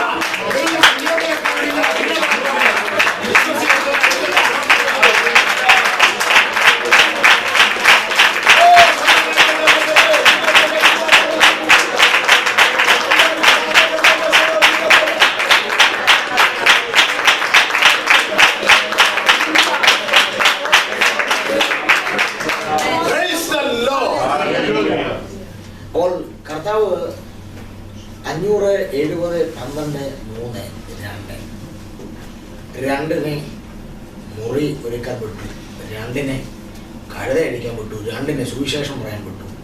യോഹന്നാൻ പറഞ്ഞു ഭൂമിയിൽ 2 പേർ ചെയ്യണം, ഐക്യമതപ്പെടണം. ഭൂമിയിൽ 2 പേർ കർത്താവ് അറിയാം. 500 ഐക്യമതപ്പെടാൻ പറഞ്ഞില്ല, 70, 12, 3 ഐക്യമതപ്പെടാൻ പറഞ്ഞില്ല. കർത്താവ് അറിയാം ഭൂമിയിൽ എത്ര ഐക്യപ്പെടാൻ പറ്റും. 2. നിങ്ങളുടെ പ്രശ്നം ഉണ്ടായിരിക്കും. ഉണ്ടായില്ലെങ്കിലും ഉണ്ടാകുമ്പോൾ സൂത്രം പറഞ്ഞോ. കർത്താവ് പറഞ്ഞ നിവൃത്തിയാണ്. എല്ലാത്തിനും സൂത്രം പറഞ്ഞോ എന്ന് പറഞ്ഞാൽ കർത്താവ് പറഞ്ഞ യുവമാരൊന്നും ശരിയാകത്തില്ല. 2 പേരെ ഐക്യമതപ്പെടണം. ഇതേ ഒരു വിഷയം സൂത്രം. അപ്പൊ അതിന്റെ അർത്ഥം എന്നറിയോ? ഒരു കർത്താവിന്റെ ഡിമാൻഡ് ആൾക്കൂട്ടമല്ല, കർത്താവിന്റെ ഡിമാൻഡ് ഐക്യതയാണ്. ഞങ്ങളുടെ സഭയിൽ ഭയങ്കരമാണ്. എല്ലാ കാര്യം പിച്ചാൽ കുറേ എണ്ണം വരാം. വലിയ കാര്യമുണ്ടോ? പണ്ട് പറഞ്ഞത് പണ്ട് സിയോൻ പ്രയാണികളായ കുറെ പുള്ളികൾ മിസ്രൈമിൽ ഇസ്രായേലോട്ട് പോയപ്പോൾ കുറെ പുല്ല് കണ്ടപ്പോൾ ഈ ഗാദ്യര് പറഞ്ഞു, മോശം പറഞ്ഞു ഞങ്ങൾ അങ്ങോട്ട് വരുന്നില്ല, കനാനെ കൊണ്ട് ചുമ്മാനാണ് മണ്ഡലം പറഞ്ഞ. അപ്പൊ അങ്ങനെ ഇങ്ങനെ പ്രസംഗിച്ചെന്നാ പറഞ്ഞിട്ട് സ്വർണ്ണമൊന്നുമില്ല. വേറെ വാസിയുടെ പറഞ്ഞു കേട്ടു, കർത്താവ് വന്നു കഴിയുമ്പം ഒറ്റ അവിടുത്തെ കണ്ടേ കളിയാൻ നോക്കുമ്പോൾ നിങ്ങൾക്ക് കണ്ട ശരിയാക്കും. പുള്ളി പോകുന്നില്ല. അപ്പം സിയോൻ പ്രയാണികൾ ഇങ്ങനെ പോകുമ്പോൾ അവർ മോശം പറഞ്ഞു, ഇവിടെ കുറെ പുല്ലൊക്കെ ഉണ്ട്, ഞങ്ങൾക്ക് അറിയാലോ, ഞങ്ങൾക്ക് ഒത്തിരി ആടുമാടുകളുണ്ടല്ലോ, ഞങ്ങൾ ഇവിടെ എന്ത് ചെയ്യാം, താമസിക്കാം, നിങ്ങൾ പൊക്കോ. അങ്ങനെ മോശ ആടിനെ വളർത്താൻ വേണ്ടി ആ സ്ഥലം അവർക്ക് എഴുതി കൊടുത്തു. ആ സ്ഥലം എഴുതി കൊടുത്തു. അങ്ങനെ എഴുതി. യേശുവിന്റെ കാലഘട്ടം ആയപ്പോഴത്തേക്ക് ആ സ്ഥലത്ത് വന്നപ്പോൾ യേശു നോക്കിയപ്പോൾ പണ്ട് മോശ കൊടുത്ത എന്തിനാണെന്നറിയോ? ആടിനെ വളർത്താൻ. ഇപ്പൊ ഉമ്മാർ വളർത്തുന്ന എന്തിനാണെന്നറിയോ? പന്നി. അതുകൊണ്ട് ഈ ഗാന്ധിയുടെ കൊച്ചുമക്കളുടെ പേരൊക്കെ പിന്നെ ഗദരദേശത്തിലുള്ളത്. കർത്താവ് പറഞ്ഞു ശരിയാണെന്നുള്ള പണ്ട്. അതുകൊണ്ട് ഞാൻ കർത്താവിനോട് ചോദിച്ചു, ഭൂതത്തെ കഴിച്ച് കർത്താവ് പന്നിയുടെ ദേഹത്തോട്ട് ചോദിച്ചു. ആ മനുഷ്യന്റെ വരുമാനം മൊത്തം പിള്ളേരാണെങ്കിൽ വൈകിട്ട് നുറുക്കുമായിട്ട് വരുമെന്ന് ഓർത്തിരിക്കുക അപ്പൻ. അപ്പഴാണ് ഇവിടെ ശവോടം നടത്തിക്കൊണ്ടിരിക്കുക പന്നിയുടെ. കർത്താവിന്റെ ഉപദ്രവം കാണിച്ചത് ഞാൻ ചിന്തിച്ചു. കർത്താവിന് പറഞ്ഞാൽ പണ്ട് അവനെ ആടിനെ വളർത്താൻ കൊടുത്തതാണ്. പക്ഷെ ഇവന്റെ വളർത്തി ഇപ്പൊ കറവ എടുക്കുന്ന മൊത്തം ഇപ്പൊ പന്നി കൂടാ. അതിന്റെ കാര്യം അറിയോ, ഈ പല IPC ചർച്ചപ്പോഴും കുമ്പനാണെന്ന് പറയുന്നത്, പല IPC ചർച്ചപ്പോഴും ചാരുവനും പല സഭകളും തുടങ്ങിയത് ആടിനെ വളർത്താനാണ്. ഇപ്പം വളർത്തിക്കൊണ്ടിരിക്കുന്ന എല്ലാം പന്നികളെയാണ്. ഇപ്പൊ ഞാൻ നിങ്ങളുടെ സഭയുടെ പേര് പറയാൻ തന്നെ അറിയോ, നിങ്ങളിവിടെ പ്രത്യേകിക്കുന്നുണ്ട് പറയും.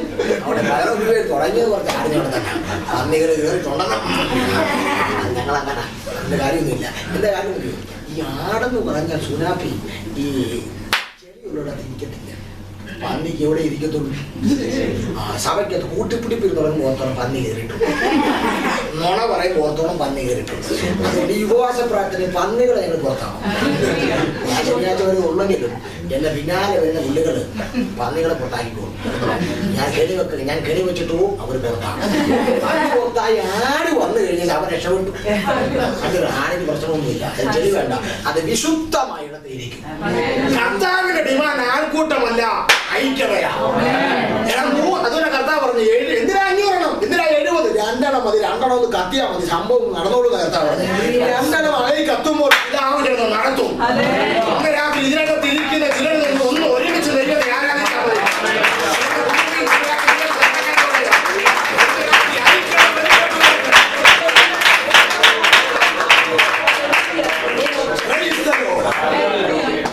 അതെല്ലാം പറഞ്ഞിട്ട് 500 തുടങ്ങുന്നത് ഇപ്പോഴും ചിരിച്ചോണ്ട് കർത്താവ് പറയാ. 2 പേര് കിടന്ന് ഉറങ്ങാൻ രാവിലെ എഴുന്നേക്കും ഒരുത്തനെ കാണുകയാണ്. സ്വർഗത്തിൽ പോകുന്ന കാര്യം വേണം. 2 പേര് കിടന്ന് എന്ത് ചെയ്യും, ഉറങ്ങും. രാവിലെ എഴുന്നേക്കുമ്പോൾ അതിന്റെ കാര്യം ഒരുത്തനെ എന്ത് ചെയ്യത്തുള്ളൂ, പോകത്തുള്ളൂ. അപ്പൊ കർത്താവിന്റെ കണക്കനുസരിച്ച് ഞാൻ നോക്കിയപ്പോ യുവയിൽ ആരും പോവുകയില്ല. 500 പേരുണ്ടായിരുന്നു, ഇപ്പൊ ഒത്തിരി ആരെയും പോയി. അപ്പൊ 500-ൽ 1 എന്നുള്ളതാണ് ആരുടെ കണക്ക്. കർത്താവിന്റെ കണക്ക് എന്ന് പറഞ്ഞ ഇനി യോഗം കഴിയുമ്പോൾ എന്നെ നേരെ ഉറക്കാൻ വന്നേ. പിന്നെ ഞാൻ പറയുന്നത് ഈ 500 ആയില്ലെങ്കിലും ഈ 12 ആയില്ലെങ്കിലും ആ പോലെ ഒരുവനാകാൻ ഇന്ന് രാത്രി സഭയ്ക്കകത്ത് ആ ഒരുവനാക്കി തീർക്കുക. ദൈവം ഒരു അഭിഷേകം കൈമാറാൻ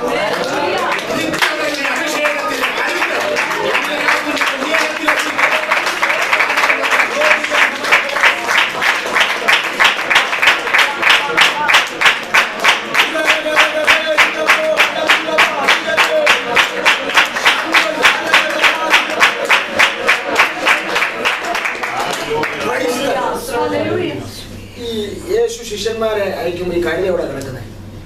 എവിടെ കിടക്കുന്നത് പറയുന്നേ? എവിടെ കിടക്കുന്നത്? ഞാൻ മാളത്തിൽ ഏതായാലും മാസം ഞങ്ങളുടെ വീട്ടിലായിരുന്നു. വായിച്ച 11-4 മർക്കോസ് 11-4 വെച്ച് അവർ പോയി തെരുവിൽ പുറത്ത് വാതിൽക്കൽ കഴുതക്കുട്ടിയെ കെട്ടിയിരിക്കുന്നത് കണ്ടു. പ്രോപ്പർ പ്ലേസ് എവിടെ?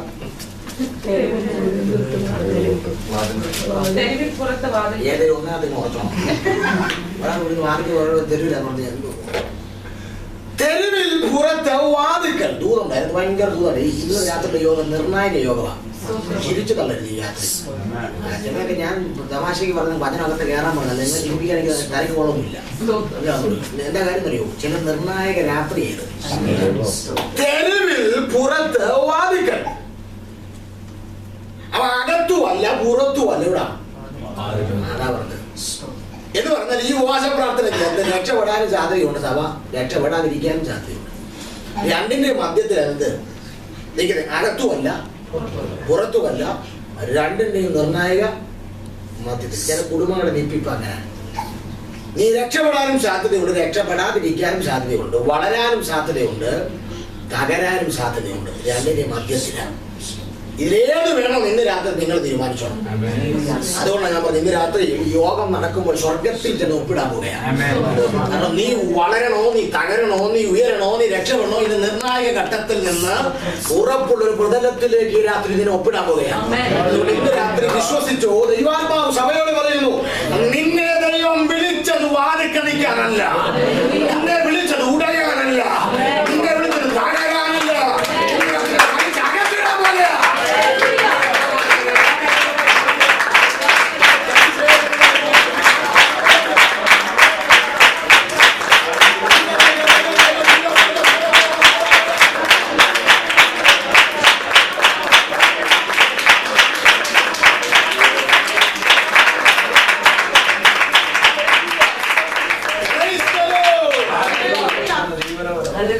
ഈ കഴുത ഇപ്പൊ നിൽക്കുന്ന വാതിക്കല്ല ഇവിടെ എന്തിനെ വാതിക്കൽ കരുതി എത്തേക്കുന്നറിയോ? പുറപ്പാട് പുസ്തകം 13:13. യഹോവ പിന്നെ മോശയോട്, ഇസ്രായേൽ മക്കളുടെ ഇടയിൽ മനുഷ്യരിലും മൃഗങ്ങളിലും കടിഞ്ഞൂലായി പിറക്കുന്നതിനെ ഒക്കെ എനിക്കായി ശുദ്ധീകരിക്കുക, അതെനിക്കുള്ളതാകുന്നു എന്ന് കൽപ്പിച്ചു. അപ്പോൾ മോശ ജനത്തോട് പറഞ്ഞത്, നിങ്ങൾ അടിമ വീടായ ഇസ്രായേലിൽ നിന്ന് പുറപ്പെട്ടു പോകുന്ന ഈ ദിവസത്തെ ഓർത്തുകൊള്ളുവിൻ. എന്നാൽ കഴുതയുടെ കടിഞ്ഞൂലിനെ ഒക്കെയും ആട്ടിൻകുട്ടിയെ കൊണ്ട് വീണ്ടുകൊള്ളണം. അതിനെ വീണ്ടുകൊള്ളുന്നില്ലെങ്കിൽ അതിന്റെ കഴുത്ത് ഒടിച്ചു കളയണം.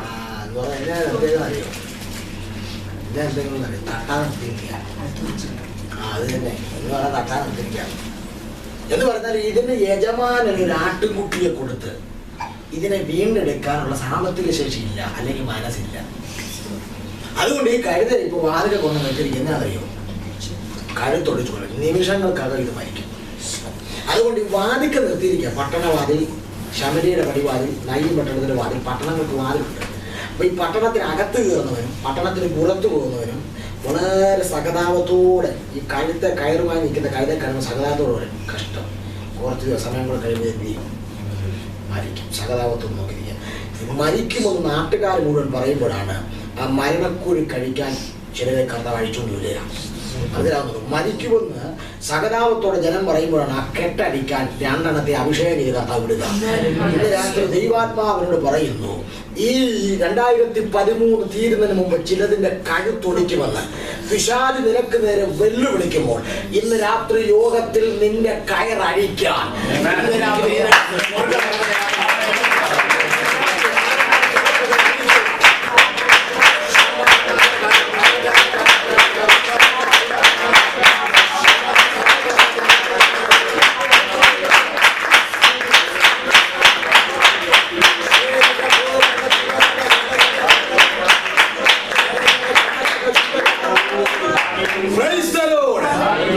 ഭയങ്കര വെളിപ്പാട് ഞാൻ പറയാം.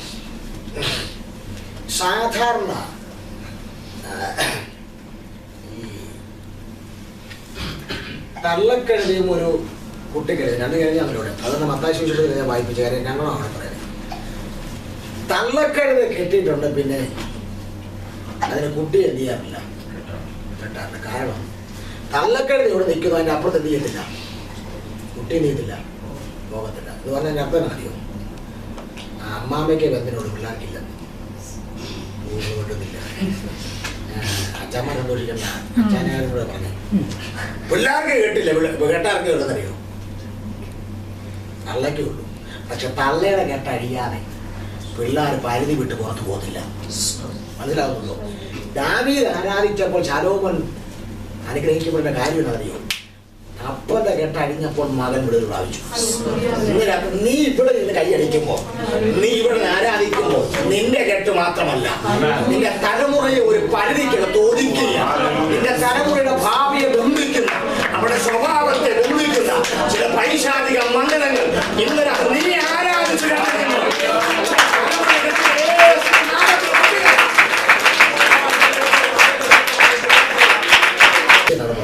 രാത്രി തിരിച്ചറിഞ്ഞ് ഉപവാസ പ്രാർത്ഥന ഇതിനകത്ത് നടക്കുമ്പോൾ ഇതിനകത്ത് തലമുറകളെ ചില വിഷാദം കിട്ടുന്നുണ്ട്. ദൈവം അങ്ങനെ തലമുറകളെ ചില അവൻ കെട്ടുന്നുണ്ട്. ഇതിനകത്ത് കെട്ടിവിടെ അറിയാൻ പോവുകയാണ്.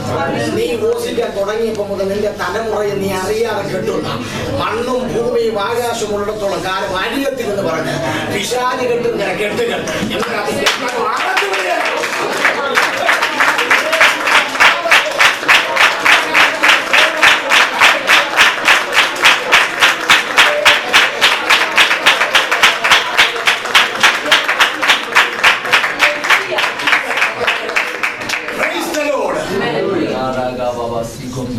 ഈ കഴുതയെ കണ്ടിട്ടുള്ള എത്ര പേരുണ്ട്?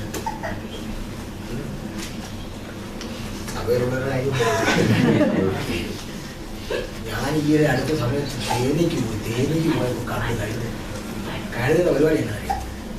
കഴുത ധൈര്യമായിട്ട് അടിച്ചുവിടാം. കാര്യം പുള്ളി എന്ന് പറഞ്ഞാൽ ഇപ്പം കേരളത്തിലൊക്കെ വാർഡാ, 1-ാം വാർഡ്, 2-ാം വാർഡ്, 3-ാം വാർഡ്. അപ്പോൾ ഒരു വാർഡിൽ അടിച്ചുവിട്ടാൽ ഒരു വാർഡ് പോലും വിട്ട് കഴുത ചെയ്യുന്നില്ല. പുള്ളി ഇങ്ങനെ നിൽക്കുന്നിടത്ത് ഇങ്ങനെ മേഞ്ഞ് പോയി അവിടുത്തെ പുല്ലും തിന്ന് അവിടുത്തെ മണൽ തിന്നാൻ പോയി പോവുക. അപ്പൊ ഈ കഴുത അതിന് വിട്ടുപോകത്തില്ല. പക്ഷെ അങ്ങനെയുള്ള ഈ കഴുത കെട്ടേണ്ട കാര്യമുണ്ടോ? ഉണ്ടോ? ഇല്ല. അപ്പൊ കെട്ടേണ്ട കാര്യം എന്താ അറിയോ? ഇവൻ പ്രശ്നക്കാരനാണ്. ഇവനെന്താ കൊണ്ടുന്നില്ല. പശുക്കുഞ്ഞിനെ കണ്ടിട്ടുണ്ടോ? പശുക്കിടാൻ ഉച്ചയിലേക്ക് ഇരിപ്പോഴും ഉഗാണ്ടയിൽ നിന്നാണ് കണ്ടിട്ടേ ഇല്ല. ആദ്യം ജനിച്ചു വരുമ്പോൾ കെട്ട് കെട്ടു ഇല്ല, 3 ദിവസം കെട്ടു ഇല്ല. അതിനെ കെട്ടുന്ന മുറ്റത്ത് നിന്ന് നിൽക്കും. പിന്നെ എപ്പോഴാണ് കിട്ടുന്നറിയോ? അതിലൊക്കെ ചന്ദ്രച്ചാടി പിടിച്ചാടുമ്പോൾ ഇതിനെ കെട്ടാൻ തുടങ്ങും. കാരണം പുള്ളി അതിന് നിൽക്കത്തില്ല. അതിന് വിടാൻ തുടങ്ങുമ്പോൾ ഇവരെ കൂട്ടും. മനസ്സിലാവുന്നുണ്ടോ? യോഗത്തിന് വന്നിട്ട് ഇങ്ങനെ പിശാചി ചക്കയോടിരിക്കുന്നു പിശാചി കിട്ടുകയാണ്. കാരണം എന്താണെന്ന് ചോദിച്ചാൽ എവരെ കെട്ടേണ്ട കാര്യം ഇവർ ഓൾറെഡി പിശാചി കഴിയില്ല. യോഗത്തിന് അത് ഇങ്ങനെ കല്ലെ തുണ്ടരൊക്കെ അനക്കിക്കൊണ്ടിരിക്കും. ഇങ്ങനെ കുഞ്ഞിരിക്കുന്നവരെ കാണുമ്പോൾ സൂക്ഷിച്ചോളാം. നീതിമാന്റെ സഭയിൽ പാടുകൾ നിർബന്ധിക്കുകയാണ്. അപ്പം ഒരു യോഗത്തിന് സ്വത്രം ഇവന് കെട്ടേണ്ട കാര്യം ഇവർ ഓൾറെഡി സാധാരണ മുറിക്കത്തില്ല. പിന്നെ ആരെ കിട്ടുന്നറിയോ? നന്നായിട്ട് ആരാധിക്കുന്ന, നന്നായിട്ട് അഭിഷേകത്തിൽ ദൈവത്തെ ആരാധിക്കുന്ന വിശാലം അറിയാം. യവനെ ഇങ്ങനെ വിട്ട ശരിയാക്കാൻ ഇവൻ അതിന് വിടും. ഇവൻ രക്ഷപ്പെടും. ഇവന് മോശം കിട്ടും. ഇവനുള്ള എന്തെങ്കിലും പോകും. കാരണം ഇവൻ അതിന് വിടുന്ന കക്ഷിയാണ്. അതുകൊണ്ട് ഇവനെ ഇവിടെ കെട്ടിയില്ലെങ്കിൽ ഇവൻ അതിന് വിടും. ഇന്ന് രാത്രി കെട്ടുണ്ടെങ്കിൽ സ്വത്രം പറഞ്ഞു. കെട്ടുണ്ടെങ്കിൽ നിന്റെ നിസാര അഭിഷേകമല്ല, അതിന് വിടുന്ന അഭിഷേകമാണ്. ഒരു പരിധിക്ക് അപ്പുറത്തേക്ക് നീ രക്ഷപ്പെടാതിരിക്കാം. നീ ശത്രുവിനെ അതിനകത്ത് തുടങ്ങിയിരിക്കുക. ശത്രു കെട്ടിയ കടിങ്കെട്ടുകൾ ഇന്ന് അത്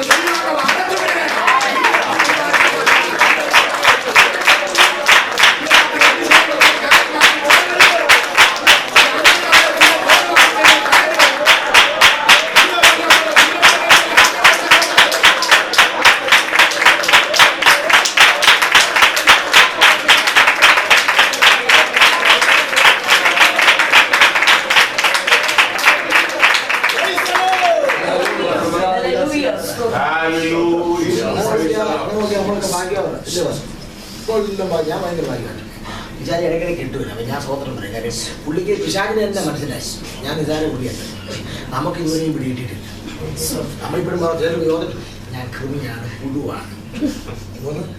കർത്താവ് പറയുന്നത് ഞാൻ നിന്നെ അപ്പാ പിതാവിനെ വിളിക്കാൻ പുത്രത്തിൽ തന്നെ ആത്മാവിനെ തന്നു. ഞാൻ നിന്നെ എൻ്റെ മകനാക്കി. ഇപ്പൊ ഇവരൊന്നും പ്രാർത്ഥിക്കുക പുഴുവാണ്, കേട്ടു പ്രാർത്ഥിക്കുന്നു. നീ അവസാനം സ്വർഗത്തിൽ പോകുമ്പോൾ കൃമിയാക്കാൻ പോകും. മുഴുവൻ പിടിച്ചോണ്ടിരിക്കുകയാണ്.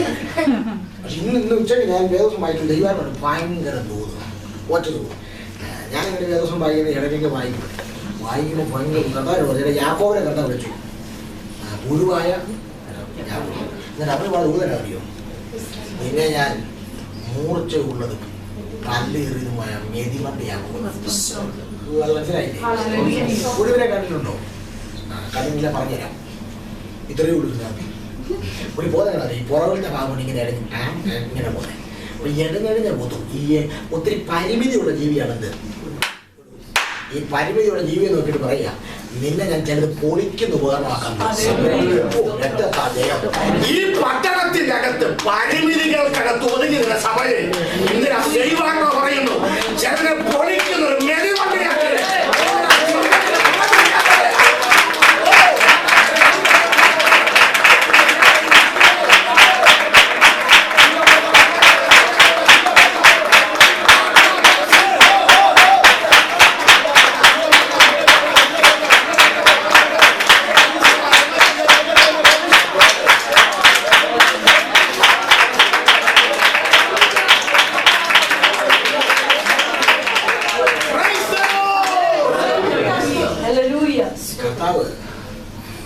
യെരൂശലേമിലോട്ട് വരിക. എവിടെ നിന്ന് വരിക? ഗലീലയിലോട്ട്. ഇങ്ങോട്ട് വരിക.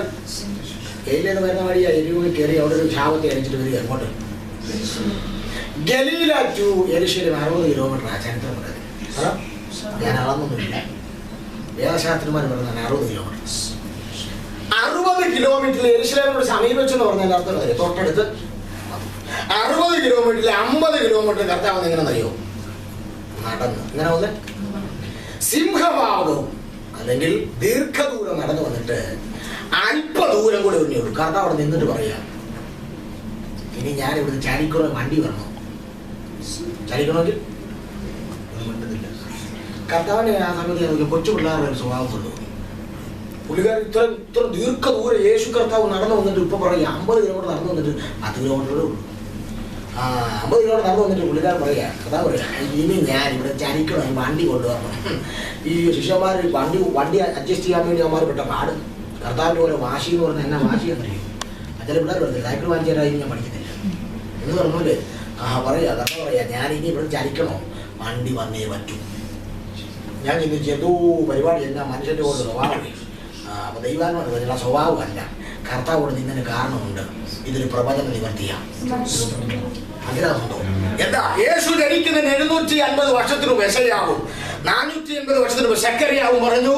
സീയോൻ പുത്രിയുടെ രാജാവ് കഴുതപ്പുറത്ത് വരും.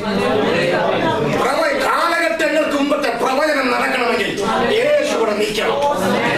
ചില സമയങ്ങളിൽ കർത്താവ് ഒന്ന് ബ്രേക്ക് ആകുന്നതുകൊണ്ട് എനിക്ക് തോന്നുന്നുണ്ടെങ്കിൽ ഓർത്തോ എന്തോ ഒരു നിവർത്തി വെളിപ്പെടാൻ പറയാം.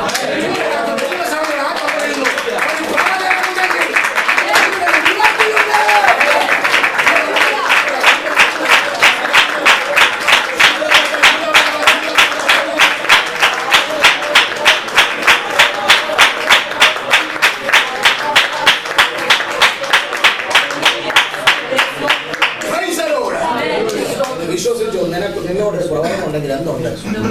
50 അല്ല 5000 മടങ്ങ് ഞാൻ നിവൃത്തിയാണ്. അതുകൊണ്ടല്ല ഇനി കുഴപ്പമില്ല. അറിയോ അബ്രഹാമിന്റെ ദൈവം പറഞ്ഞു ഞാൻ നിനക്ക് തലമുറ തരാം. പക്ഷെ 25 കൊല്ലമായിട്ട് നീതില്ല നടക്കുന്നത്. കാരണം അബ്രഹാം ചില മാനസാന്തരപ്പെടാൻ ഉണ്ടായിരുന്നു. ഈ നാം ക്രമീകരിക്കപ്പെടാൻ എടുക്കുന്ന സമയമാണ്. എത്ര കൂടെ നടക്കാം, പക്ഷെ കർത്താവ് നടക്കത്തില്ല. കാരണം കർത്താവ് പറയുന്നു 750 വർഷത്തെയും 450 വർഷത്തെയും പ്രവചനത്തിന്റെ നിവർത്തി വെളിപ്പെടണമെങ്കിൽ ഞാൻ ഇവിടെ നിൽക്കണം. വണ്ടി വരണം, വണ്ടിയിൽ ഞാൻ കയറിയാൽ നിശ്ചയം നിവർത്തി വെളിപ്പെടും. ചിലരോട് ദൈവം പറയുന്നു ഈ ഉപവാസ പ്രാർത്ഥന ദൂത് കേൾക്കുന്ന സമയമല്ല, ഇത് നിവർത്തിയുടെ പ്രാർത്ഥനയാണ്.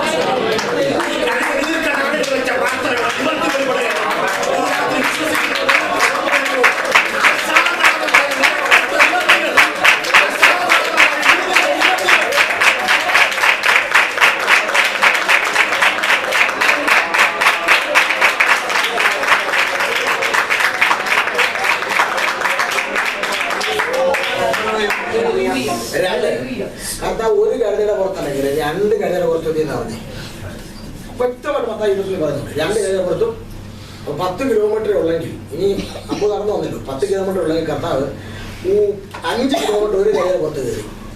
അവിടെ നിന്നെങ്കിൽ 2ാമത്തെ കഴുതയുടെ പുറത്ത് എന്ത് ചെയ്തു? കയറി യെരൂശലേമിൽ എത്തുന്ന പോലെ എൻ്റെ കൊണ്ട് ചെയ്തു. കർത്താവിൻ്റെ സ്വഭാവം തന്നെ ഒരു മിണ്ടാപ്രാണിയാണെങ്കിൽ പോലും അധിക സമയം ഭാരം ചുമക്കാൻ അനുവദിക്കത്തില്ല. ഇന്ന് രാത്രി ഇത്ര ഈ ഒരു ദൂത് മതി ആശ്വസിക്കാൻ. മിണ്ടാപ്രാണിയാണെങ്കിൽ പോലും അധിക സമയം നീ ഒരു ഭാരം ചുമക്കാൻ ദൈവം അനുവദിക്കത്തില്ല. ഇപ്പൊ നീ അനുഭവിക്കുന്ന ചില ഭാരങ്ങൾ ഇന്ന് രാത്രി അതിരിടാൻ പോവുകയാണ്. ഭാരം എത്ര കിലോമീറ്ററുകൾക്ക് അപ്പുറത്താണെങ്കിലും അധിക സമയം നീ അത് ചുമക്കത്തില്ല. അമ്മയ്ക്ക് അതിൽ അമ്മനാണെങ്കിലും ഉണ്ട് ദൈവാസനങ്ങൾ പറഞ്ഞു. പുള്ളി വളരെ കൊച്ചായിരുന്നു, കുഞ്ഞതായിരുന്നു. ഇവിടെ ഇപ്പോൾ വീട്ടിൽ നിന്ന് ബസ് സ്റ്റോപ്പ് വരെ വരാൻ 2 കിലോമീറ്റർ നടക്കണം. അമ്മ ഇവനെ എടുത്ത് തോളെ വെച്ചുകൊണ്ട് വന്ന് കൈ അടച്ചപ്പോൾ അപ്പനെ കൊടുത്ത് പറഞ്ഞേ ധ്യാനം എടുക്കാൻ പറഞ്ഞു. അപ്പൻ എടുത്തു. കുറച്ച് വന്നപ്പോൾ അപ്പൻ്റെ കൈ അടച്ചപ്പോൾ അപ്പൻ അമ്മയോട് പറഞ്ഞു നീ എടുക്കാൻ പറഞ്ഞു. പിന്നെ പുള്ളിക്കാരി ആദ്യത്തെ എടുത്തതിനെ കാണുമ്പോൾ മാറിയില്ല. കൈയുടെ പുള്ളിക്കാരി കേട്ട ഭാവം എനിക്ക് സ്പീഡ് കിട്ടും. സ്വന്തം അമ്മയാണ് പറയണം, സ്പീഡ് കിട്ടുകയാണ്. പിന്നെ പുള്ളി പറയുന്ന അപ്പം പറഞ്ഞു നിന്നോടാ എടുക്കാൻ പറഞ്ഞേ. പുള്ളിക്കാരി ഉണ്ടെന്നില്ല, ആ വെച്ചരത്തു കൊണ്ടോട്ട് ചായ കേട്ടുമ്പോൾ അപ്പം പറയാ ഇതിനെ എടുത്തില്ല ഇപ്പൊ ഞാൻ താഴെ ഇടും. സ്വന്തം ഭർത്താവാണെങ്കിലും കൊള്ളാം, ഭാര്യ കൊള്ളാം, അപ്പനാണെങ്കിലും അമ്മയും കൊള്ളാണെങ്കിലും കൊള്ളാം. അധികം സമയം ചുമന്ന് കഴിയുമ്പോൾ നീ മറ്റുള്ളവർക്ക് ഒരു ഭാരമാകും. മനസ്സിലാകുന്നുണ്ടോ? പക്ഷെ ഇന്ന് രാത്രി കർത്താവിന്റെ പ്രത്യേകത നീ അധിക സമയം ഭാരം ചുമക്കാൻ അവൻ അനുവദിക്കത്തില്ല. ഈ 10ാമത്തെ രാത്രി ദൈവത്തിന് ഇടപെടൽ നിന്റെ സഭയും നിന്റെ കുടുംബവും നീ മനസ്സിൽ കൊണ്ടു നടക്കുന്ന ഭാരങ്ങൾ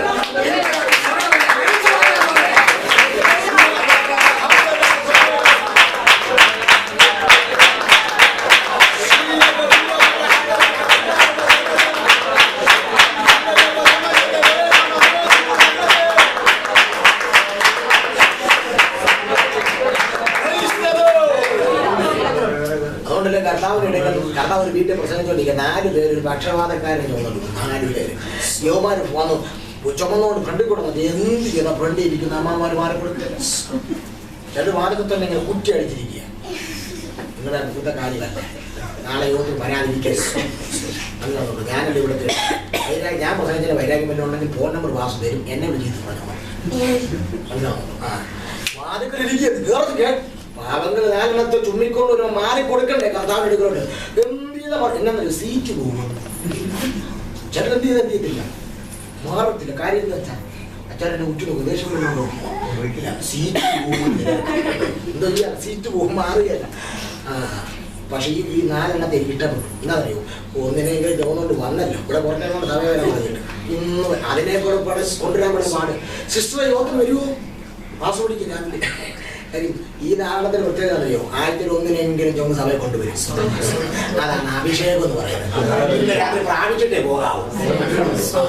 ഇതുങ്ങൾ കൊണ്ടുവന്നിട്ട് എന്ത് ചെയ്ത വാദം കൂടെ കയറി അമ്മമാർ കുട്ടികൾ തൂണഭിഷേകം പോലിരിക്കുക കേട്ടില്ല. അവസാനം ഇവന്മാർ എന്തെന്നറിയോ, പതിയെ വീടിന്റെ ഉടമസ്ഥയോട് കൂടി മണ്ടപ്പുറത്തേക്ക് ഓടി കൂടെ പിടിച്ച് താഴോട്ട് ഇറക്കാൻ പറയും. പക്ഷെ എനിക്ക് സന്തോഷം അറിയോ, വാതിൽ കൂടെ വന്നപ്പം സ്ഥലമില്ലായിരുന്നു. മോളിൽ വന്നപ്പോൾ ഈ വെക്കാൻ ഇഷ്ടം പോലെ എന്റെ കാര്യം ഉണ്ടോ, മോളിൽ വന്നപ്പോൾ ഒതുങ്ങാത്തവരെല്ലാം ഒതുങ്ങി. ഇന്ന് രാത്രി നിങ്ങളോട് മര്യാദ ഈ പ്രാർത്ഥന വിവാദപ്രാർത്ഥന എന്തിനാ വെച്ചാൽ ഞാൻ ഈ പ്രാർത്ഥന പ്രസംഗിക്കുന്ന പുള്ളിയല്ല. എന്നെ എന്തിനാ ഈ സഭയ്ക്കത് കൊണ്ടത് എന്തിനാ അറിയും, ജനരെ ഒതുക്കാൻ പോകുന്നില്ല. ഇന്ന് രാത്രി ദൈവം നീ നേരെ ഫ്രണ്ടിൽ നിന്ന് ഉപദേശിച്ച് വന്നിട്ട് നീ ഒതുങ്ങത്തില്ല. ദൈവദാസന്മാർ ഒതുങ്ങത്തില്ല. കാരണം മോളിൽ നിന്ന് വരുമ്പോൾ അതുകൊണ്ട് സീറ്റ് പോകുന്ന പറഞ്ഞ മുള്ളുകളെല്ലാം പതിവ് മറിക്കണം ഉച്ച തകരുന്നു. ഇന്ന് രാത്രി ഈ യോഗത്തിൽ പ്രസംഗം കളിയായിട്ടല്ല, ആത്മാവ് പറയുന്നു ഇതുവരെ ഒതുങ്ങാത്ത ജനതനെ ഇന്ന് രാത്രി ഒതുക്കാൻ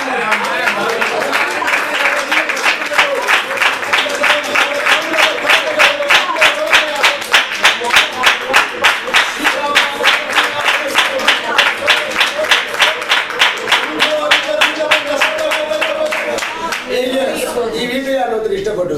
നമ്മളാണെങ്കിൽ നമ്മുടെ വീട്ടിൽ യോഗം നടക്കുക, വീടിന്റെ വില വിളിച്ചിറങ്ങിയാൽ നമ്മളെ യോഗം നിർത്തും. അവന്മാരും തന്റെ മാക്കത്തിൽ തുണി അറിയാം. പുള്ളി പറയാം കഷ്ടപ്പെട്ട് 1.5 വർഷം കൊണ്ട് ഉണ്ടാക്കിയെടുത്ത പേരെ അതിനെ പൂര വിളിച്ചിട്ട് വന്നേക്കുന്നവന്മാർ. ഈ ഒരു കട്ടിലിറക്കത്തക്ക രീതി മേടിന്റെ വീൽക്കൂര വിളിച്ചിട്ട് വീടുണ്ടോ ഉണ്ടോ? ഒരു യോഗം കഴിഞ്ഞപ്പോൾ നഷ്ടമായതെന്നാണ് അറിയോ ഒരു വീട്. പക്ഷെ എനിക്ക് മനസ്സിലായി ഈ 4 പേരെക്കാൾ ആത്മനിറവുള്ളവരായിരുന്നു ആച്ചാൻ. പുള്ളി പറഞ്ഞറിയോ, ആ വീട് പൊളിഞ്ഞാൽ പോട്ട് ഒരുത്ത രക്ഷപ്പെട്ടു. പക്ഷെ പുള്ളിക്ക് ഒരു വെളിപ്പാടുണ്ടായിരുന്നു, എന്റെ വീട് പൊളിഞ്ഞാൽ എനിക്കൊരു അനുഗ്രഹം കുറെ വരും. നിന്റെ അകത്തുള്ള കോംപ്ലക്സും കുറെ തിയറി പോളിസി ഇന്ന് രാത്രി പൊളിഞ്ഞോ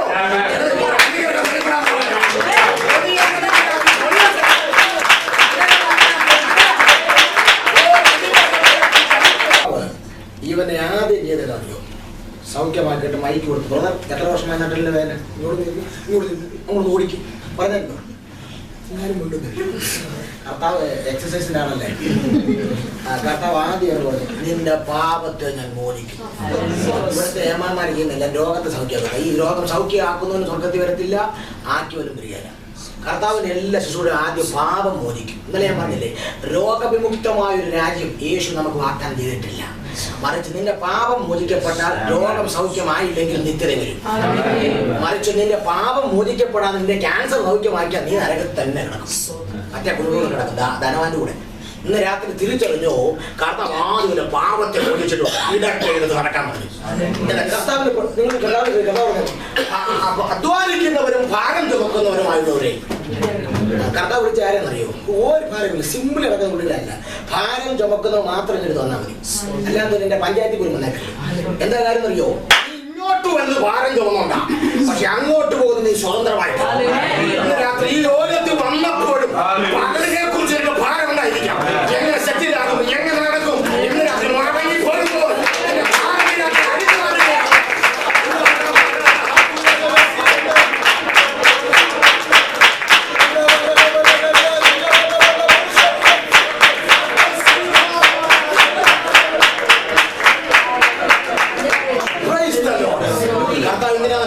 ഈ പക്ഷപാതക്കാരനെ സൗഖ്യമാക്കിയത് അവന് വേണ്ടി മാത്രമല്ല, ചുമന്നുകൊണ്ട് വന്ന പാവങ്ങളുണ്ടല്ലോ, ഭാരം ചുമന്നുകൊണ്ട് വന്ന് ഇവൻ തിരിച്ചു പോകുമ്പോൾ ഈ ഭാരം കൊണ്ട് പോകാതെ ഇവൻ ഫ്രീ ആയി പോകട്ടെ. മനസ്സിലാവുന്നുണ്ടോ? ഇതിനകത്ത് ദൈവസഭയോട് എല്ലാ വർഷവും 21 എനിക്ക് വളരെ സന്തോഷം തോന്നുന്ന കാര്യം, 21 പോയിട്ട് ഒന്നും നടക്കത്തില്ല. ഇവിടെ അത് ഉപവാസം നടക്കുന്നത് ഭയങ്കര സ്റ്റൈലായി. ഇന്നലെ ഒരാൾ എന്നെ വിളിച്ചിട്ട് പറഞ്ഞു, പാസ്റ്റേ ശാലോകാർ 7 വെച്ചിരിക്കുന്നത് നമുക്ക് 20 കീച്ചണം. കീച്ചാൻ പൊക്കുന്നത് ഉപവാസ പ്രാർത്ഥന മനസ്സിലാവുന്നത്. പക്ഷെ ഈ ദർശനത്തോട് ഉപവാസ പ്രാർത്ഥന വെച്ചെങ്കിൽ നിന്നോട് ദൂത് പറയാം, ഇങ്ങോട്ട് ഭാരവുമായി ഇരുന്നവർ മടങ്ങുമ്പോൾ സ്വതന്ത്രമായി പോകും. സ്വാതന്ത്ര്യത്തിനായി ക്രിസ്തു വിളിച്ചൊരു തീം നിങ്ങൾ വെച്ചെങ്കിൽ ആ തീമിനനുസരിച്ച് ഇവിടെ നടക്കാൻ പോകും. ഭാരവുമായിട്ട് അകത്തു വരുന്ന ജനത്തെ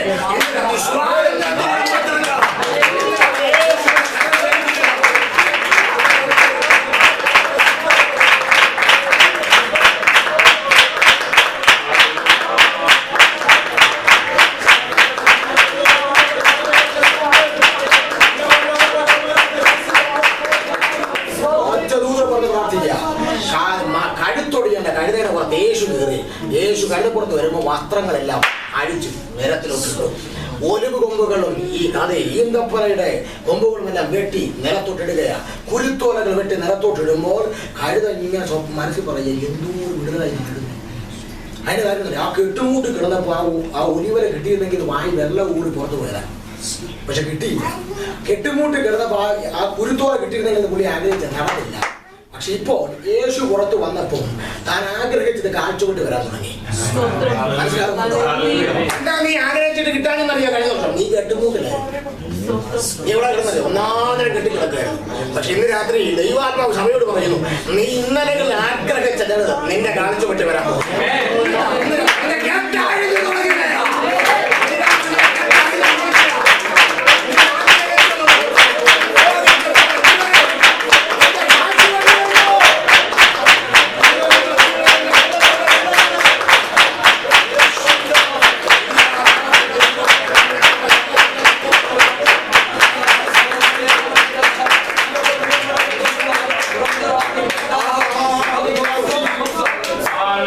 കണ്ണുകളടയ്ക്കാൻ പ്രാർത്ഥിക്കും. ഇന്ന് രാത്രി ഒന്ന് ദൈവത്തെ ആരാധിക്കാൻ ആരും പോയത്. ഇന്ന് രാത്രി എല്ലാവരും ദൈവത്തെ ആരാധിച്ചു പോകണം.